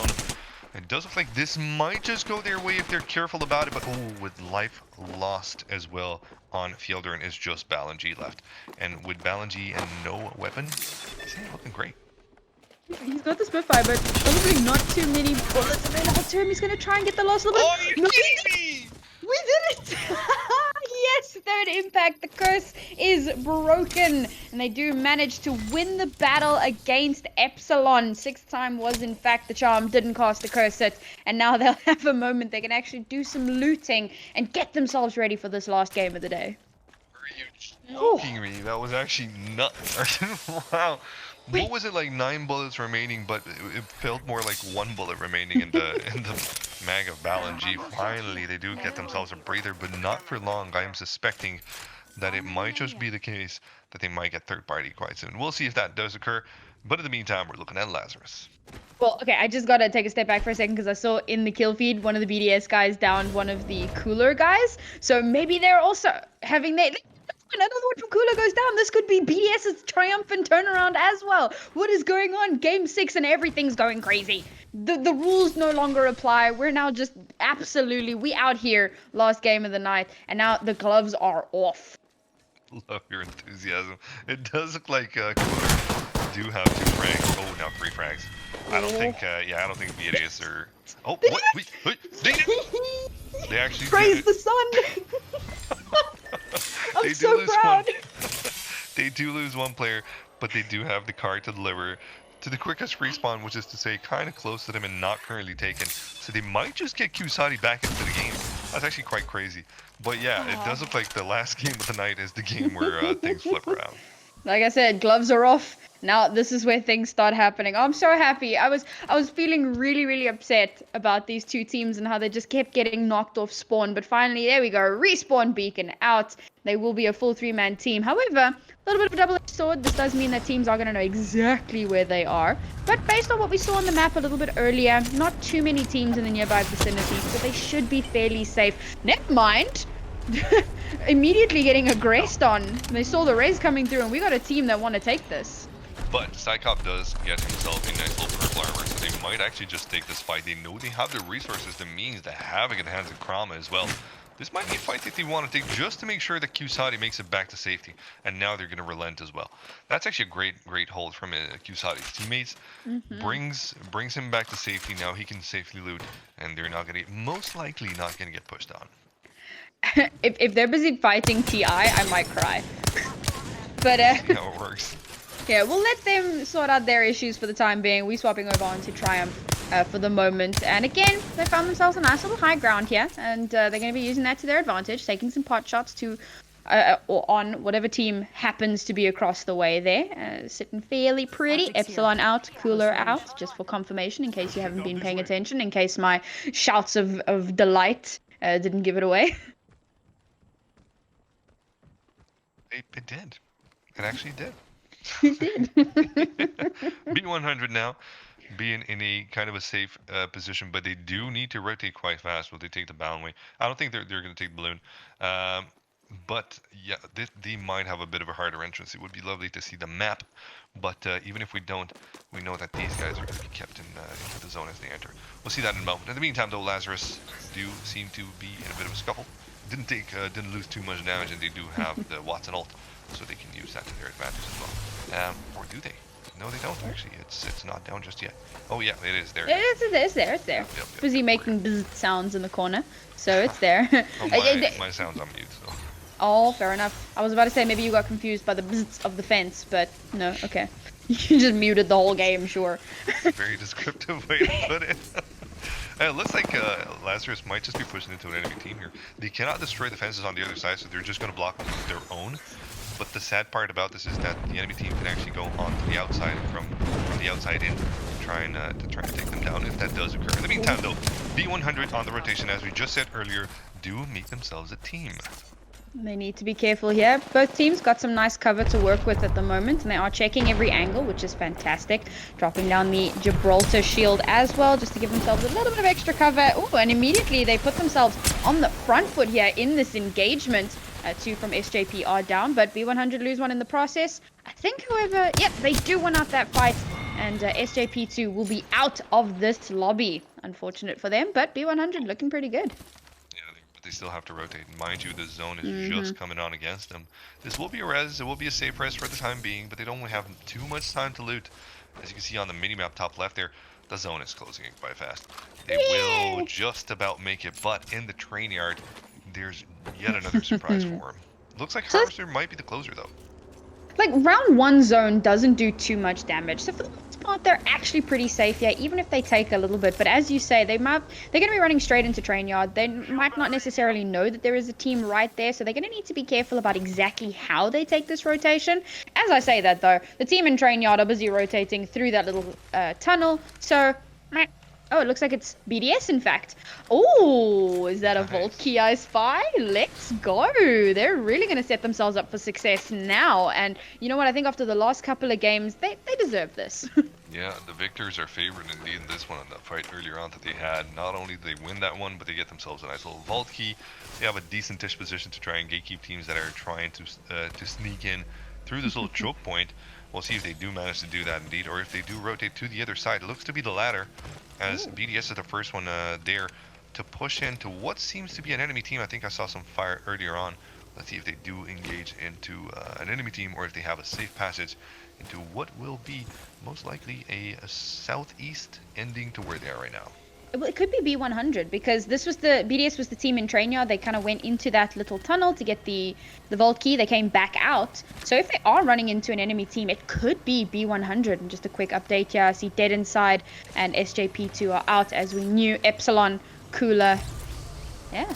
And, oh, Yuki from Clique goes down as well. Not a fantastic position for them to be in. We're going to see BDS using this rope to get a nice rotation, get ahead of the circle as quickly as possible, and hopefully dodge B100. I don't know if they've spotted them out just yet. They're landing on a nice little building here. They're going to start setting up a bunker for themselves. And as that happens, we're going to go find out what is going on with Clique. Yeah, let's find that out indeed. Looks like he's about that's what happened. Stick a fork in him. Yep, he's done. We'll go back to Virtus.pro in the meantime here. It looks like they have a bit of a more quiet environment surrounding themselves. Not that many enemies. Oh, never mind. I take that back. It does look like they're being fired upon, but still behind good cover. They should be safe for the time being. 16 squads left now with the second second circle closing in. A bit better than the last two games, but not as well as the first two ones. So yeah, still teams being quite aggressive with this new point format here, Nori. We're watching. We thought it would be a bit more of a passive start, but it does look like we're getting a lot of earlier on encounters. I mean, the first two rounds were quite slow. We did actually comment on that, but the second two rounds were fairly fierce, or the second three rounds, the third round, whatever, you know what I mean. Yeah. And as we move into game 6, it has, as you said, it slowed down a little bit. Of course, we had those first two teams going down fairly early because, again, of just where they choose to drop and how they take those fights. And then we had another two teams going down because of getting caught out kind of in their rotation, which, of course, is a little bit unfortunate. But 16 teams in Zone 2, it's not too terrible. And we got teams rotating in, of course, just because of the nature of how you land in the map, and the first zone reveals itself, and invariably you're going to have teams that need to hightail it from the other side of the map, and that always puts them in a little bit of a difficult situation. But as most of the teams seem to have made their way into the next zone, and we're going to be here on Wygers, who do have information on the next circle as well. They know that they're just inside the circle, and it's going to be interesting to find out, will they set up that bunker in the building where they are, or will they try to move in a little bit more, take a little bit more space so that they don't have to rotate later. For now, on to LG, who seem to be caught in a mid-rotation firing range. They do seem to be in there indeed, and the Desu just barely waiting as you would wait in the line of a toilet. It's the same pretty much thing, just kind of waiting for it to free up. Zania does deliver in time, and it does look like Desu will just about make it there with his armor slowly pierced. But ult drop from Watson, so that's perfectly fine. They're in a good position. However, not looking that pretty with the Desu's armor being white. We'll see. Perhaps later on he will get something better off a fight. But at this moment in time, it does look like LG might just take a bit of a more defensive stance. Yeah, LG have a very good position here, at least for the moment. Unfortunately, I couldn't commit to memory where that next ring was, where we had from previous Pathfinder teams that did show it. So I'm not too sure how they're looking in terms of the next circle. But for the moment, they do have a very, very good position. Third Impact have managed to get themselves all the way up into 16th. Which is definitely progress given the last couple of games, and they are looking to try to hold on to that. Feldon needs to not peek too much here. He has taken a little bit of damage. There is a team kind of on the other side of the planet at this point, but they are still managing to take a little bit of damage from that team, so going to need to be a little bit more careful here and hopefully find Feldon some more armor, because at the moment, not looking too great. Not looking too great in terms of scopes either. As you can see, I think it was Balin that had actually no scope on his weapon as well, which is not desirable. But the circle does sway, and it's a hard shift towards the left side. So the west side is going to be favored in. Most of the teams are in it, but we will see some fights on the southeast flank as the next circle encroaches in. We'll see how that one works. In the meantime, though, T1 looked to be in a less desirable position, but with the circle swaying kind of towards their side, they might just have an entrance to the next one. Let's go this way. They have an opportunity here, but need to be very careful about how they do this. There is a lot of cover to abuse as well on the way in. There are those buildings along the side there. Well, not necessarily buildings, but some structures that they can try and take a little bit of cover from. And of course, they should have that Wraith portal available to them as well. So if they really need to, they can potentially pop that and get themselves out of danger. For now, it looks like they might just use that path zipline instead. Just to give them a little bit of maneuverability. They do know that the enemy team is in this building on the right, so if they're going to go for a rotation towards the left there, then that could provide them the space that they need. Feldon still taking some pot shots though, not ready to rotate just yet. And being Alliance as well, taking it easy. They do have a portal dropped in case you know, they have to rotate through the backside there. It shouldn't be the case for this particular time. They do have a team to their left, though. Actually, they have two teams. So they might have to go back to that portal. That's TI. That's TI on the left. And the team sitting on the other side of their portal. Oh, no, so no. they're now getting focused by two teams. They might take the portal back, only to find a different team on the other side. This is not going to be good. There you go. There you go. They're just going back and forth. Teams everywhere for them. Alliance are going down one by one. The portal just disappears in front of Wife's eyes. And it does look like Alliance might be done for here. Now Taxi, the last man standing for Clique Gaming, not alive for too long. And here comes Lazarus, the team that is a wiped Alliance. You got TI to the left of me and Lazarus to the right. Here they were, stuck in the middle with us. And taken down, unfortunately, weren't able to take advantage or get an advantage in that fight. But now Lazarus is going to be running straight into Third Impact, who were part of the third party on Alliance there, and that's going to be a little bit of an issue for them, as we do know that Third Impact are trying to secure themselves a decent placement after a few rough games. But Lazarus being very aggressive here, not taking the same stance as previous teams. They are just going straight in for the kill here potentially, but get knocked out by LG. LG is having none of their nonsense. Just sit down. Yep. It looks like TI are getting a bit of a better situation out of their cross. They did lose Fieldern, who might just get the res. But it looks like Balin has to make sure that nobody's aggressing them while this occurs.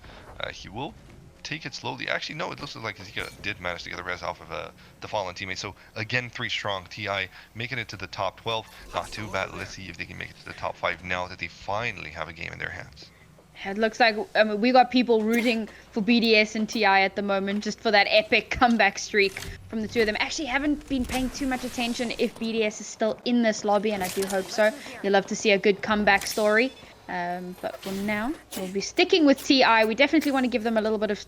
Sheldon, please stop peeking. Goes down to like 1 HP, and while that's happening, Triumph as well. 2 of them are down. It is just Mady Lol left alive when the big engagement there with Na'Vi, who seems to be being third-partied by Gambit. I mean, this is an absolute cluster of a fight between these 3 teams. Mady Lol tries to go for the res, somehow does not get taken out by what's happening in the distance. Jeez. How is Mady alive? This is absolutely nuts. The way he dodged those bullets, just kind of straight left and right. That was insane. And now he's got the opportunity to res his friend. No, he does not have that. JMW will have to wait a little bit more. It does look like there's a lot of aggression against Mady. And this is not a safe spot for him as well. He's getting pincered in from the top side as well.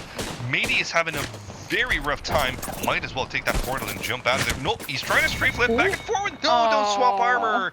That would lose you your life. Unfortunately, Mady goes well, but what a valiant, what a beautiful effort by him. He tried so hard and got so far, but in the end, you know, I'm just gonna stop right there. He really did try very hard there. He just didn't take that portal. I think he knew if he took the portal, he was probably gonna die either way. Another team that are trying their best here is, of course, North. Trying very hard to survive an onslaught from across the map. We've got a lot of ordinances coming out here. They do have the Watson ultimate to try and help keep them, try and deny a lot of those ordinances, and now we're going to be using that Wraith teleporter to try and get as far away as possible. Mandy already on the other side. He yeeted out. They weren't able to save Taishin, but he can still take the portal while down. Risky res attempt here from RPR as Taishin goes down, or stays down. Mandy goes down, in fact. Not looking good for North. Not looking great for North. I think RPR might not have enough time to res and leave. I think he might just have to leave his teammate right behind down there. This is actually a very, very rough time for all the teams that have actually gone down here. Oh, he does get the res. He will make a push. The sides of RPR. Taishin now taking tons of damage. Knocked out again by the zone. It does look like the ring got him. RPR trying to go away from the fight, but runs into a different team. Rough game for a lot of these teams, and it's situations that you can't do much about. And a lot of teams actually dying to the zone as well. They just left a little too long to actually make those rotations, and when they eventually did start to, they were a little bit behind and weren't able to get into zone. So many teams going down. We're already down to those last 6 squads. No, Freed isn't able to get it off. It does have a self-res, however, it doesn't really matter. Yeah. Right in his face. Oh, confirmed. BDS are still in it. I just saw Krama in the kill feed. Oh yeah, there you go. they're not doing that great. QT Sade did go down. We'll see how that one works out. Doesn't look like in the meantime though, Krama is still up, and BDS as well. So, sorry, Psychop as well. So it's just QT Sade that went down. I'm not too sure that it's a resible situation for it. No, it is. Actually, they might be able to get it off. Doesn't look like anybody's pushing it. If they do push in, they do have defense to do. However, next zone is wide open. It is not the easy one for most of these teams. I think there's about one team that's on the south side that can take the top of a building, but the other teams are just gonna have to finish it. And it's interesting to note that there isn't a cluster this time around. The teams are fairly spread out. Look at that. There's quite a bit of space in this zone for the moment. So I know Gambit's still in it. Wygers seem to still be in. We got BDS, I think TI as well. Not sure who that fifth team was, but it's so heavily contested at the moment, and teams are going to have to start rotating because the ring is going to start closing in about now, and they need to get into that safe zone because the storm does so much damage when you get to this round. It looks like TR are going to be aggressing the same very spot there, and for this closing circle, TR are setting their crosshairs really well. They do have a team to their left here on the western side, a team that might just attempt to take them on the backside. However, they're still fighting another team that is currently through their north. This is not going to be an easy shot for him at all. Batlin does go down, but a nice shot from the Peacekeeper. He's put it in shot after shot. Oh, cannot finish the frags though. This is getting dangerous. Okay, so here we go. Wingman, perhaps a bit more chances here. Does get enough, but it's a great thermite nade. And they might just put them in that bad of a position because Batlin is down. It's just Ziki that's still up. Well, Ad Hoc Gaming was that fifth team I couldn't find, and they are now out of the running. And there's these last couple of teams left still alive. Gambit still 3 strong, looking very good here. They have taken down one of the BDS players, so that does put them in a great position here. All going to try and catch that Wraith. Takes the portal back just in time, not before taking at least a little bit of damage there. And now the calm before the storm. Nothing is happening. Teams are waiting again, just kind of peeking it out, waiting for just that opportunity, waiting for somebody to make a misstep, to just peek out of a corner somewhere. Wait, what? The reason why nothing was happening was because you did have a lot of teams that were one man down, and I think they rather went into the zone. I'm not too sure what occurred here, but as I was about to say, Gambit have this one in the bag. They do indeed. I mean, it was a bit of a given. But yeah, very, very climactic end to what was indeed a very, very, very good evening. We'll get the points squared up right quickly, but it's crazy to see this closure of a game here, Nori. It's actually sad. We had 4 squads left, and the next thing I knew, it was like champion. That's how it do be sometimes. Yeah, don't ask me. All I know is that Alliance might have, SJP might have come a bit closer. I'm not too sure if I remember how close SJP came in this game. But look at that. BDS BDS and TI in 3rd and 4th respectively. The epic comeback. And 15 kills for Gambit. How crazy is that? 15 kills in a competitive lobby. Mind you, this is not public games. This is not public matches. You're in a competitive lobby with some of the best teams in Europe. So to get 15 kills against them, that's actually a hard performance by Gambit. Kudos I will say, I know that kill denial is a strategy where teams will die to zone to deny points. So that could potentially, I mean, you were saying it was 3 teams with like 1 player left. Maybe they just all had the same idea at the same time and ran out into the storm, and that way they deny some kill points. And too right they should. Gambit already on 15 kills for that lobby. An extra 3 would have... Whew. We are just waiting on those points, though. We are waiting on the final points, indeed, and it does look like they're going to be coming in quite quick. The admins, quick shout out again to the admins of Expos. They're doing God's work, and they're doing it real quickly. But yeah, I think Alliance, I mean, more than sure, Alliance are still going to be at the top of the leaderboards after tonight's matches. But let's watch until that top 10 goes, or let's watch the whole leaderboard, and let's see if the bottom teams as well have any chances to come back. So just to go over the first day, let's have a look at what happened there. You do see Alliance still being at the very top, but between them and North, it was just 1 point of a difference. Yeah, so that's actually insane to see that Alliance have kind of maintained their staple. But I just want to take a look at this kind of top 5. So we had Alliance, North, Na'Vi, SJP2, LG. And I think everybody just needs to kind of keep that in their mind as we look at the new scoreboard, because remember, we did change the point system between yesterday and today, and that does make a big difference. So we're just going to be okay, we need to just kind of keep you guys on the hook for a little bit longer while we wait for those scores to be tallied. Yeah, Kano busy doing the thing. What I do want to just take a look at quickly, and I'm just going to pull up the website here, and I hope that it is still there, because we were able to see top fraggers and top fragging team. So I'm just hoping that information is still there. Oh, it's not. They changed the image. Oh, that's really unfortunate, because we came into this round with RPR being the top fragger, and I believe there were 2 players from Alliance. Then there was Mandy as well. I think it was Waifs and I can't remember who the I think it was IPN in fact. Yeah. It was 2 players from Alliance. Yeah, that's correct. So those 2 teams have really been at the top, and if you remember, North and Alliance, of course, both in that top 5 from the points yesterday. So I think it's going to be really interesting to compare how they performed with yesterday's points, how they performed with today's points, and what the total is going to be. All right, let's have a look at the day 2 scores, the one that is today indeed. And it does look like Alliance are going to be coming in at the top. Well, actually, okay. Gambit. Interesting. Very close to Alliance. So this is today's scores, right? This is for the 6 matches that we had just today. Yeah. 78 points tied between first and second place, Gambit with Alliance. But it does look like Gambit got that same result by having more kills. So placement-wise, Alliance was better, but frag-wise, Gambit was just going insane. And this last game definitely helped them out.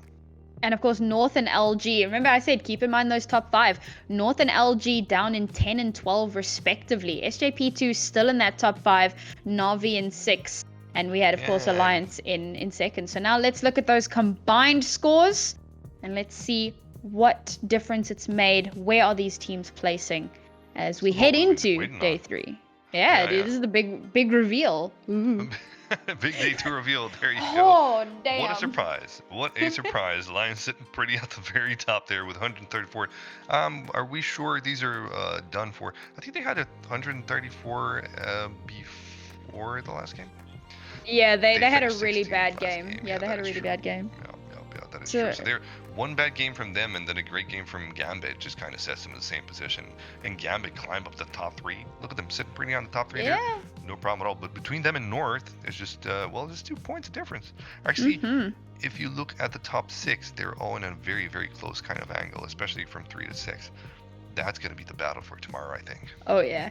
And again, the only team that was not in the top 5 from yesterday was Gambit. LG got knocked down into 6th place. So looking fairly similar in those top 5, in the top 5 placements. Of course, teams just kind of shuffling around a little bit depending on where they placed and how many kills they got. But as we said before, these are the top teams in the European region, some of the top teams, and you can really see how they're duking it out. They're working so hard on this, and it's so much fun to watch. And this is day 2, Boogie. We have so much more Apex action for everybody watching at home over the next 2 days. It's so exciting. We've got plenty more coming up in the next days. Of course, the same times we'll be waiting for you in the same channel. Tomorrow we will have 2 great casters to replace us. We'll be coming back on Friday, but tomorrow it's Tom Biz, and of course I'm not too sure if they're a pair themselves, the both of them. No. But him and Jay Howard are very, very good at this as well. And a shout out, yeah, they are. I mean, it's just fantastic. I was watching the games last night and I was thinking, man, the production on Apex is, we should definitely be sitting prettier than we are, and I think we will be with the next tournament coming from Expos. Oh, hell yeah! I'm thinking after what's happening here that Expos are not going to be quitting. You know what I mean? Oh no. But yeah, it's looking like a great week for tomorrow and for Friday as well, and it's going to be a great show, Samantha. I'm definitely going to be watching the games tomorrow, sitting pretty in chat, and I'm sure you're going to be doing the same too. Oh, absolutely. But until then, any closing words? Thank you for being my casting partner. It has been fantastic casting with you for your debut after 2 years. And it's of course, been a I while. do have to give the big ol' shout out to everybody involved with Xpulse. We got the Jackal, Asheron, Kano, who has been absolutely fantastic. He's the head admin, and of course, he does all of the Wikipedia points and updating the website. We got First Night of Knee on production, and he is an absolute star. I didn't kill him, incidentally. I love him too much, as annoying as he is.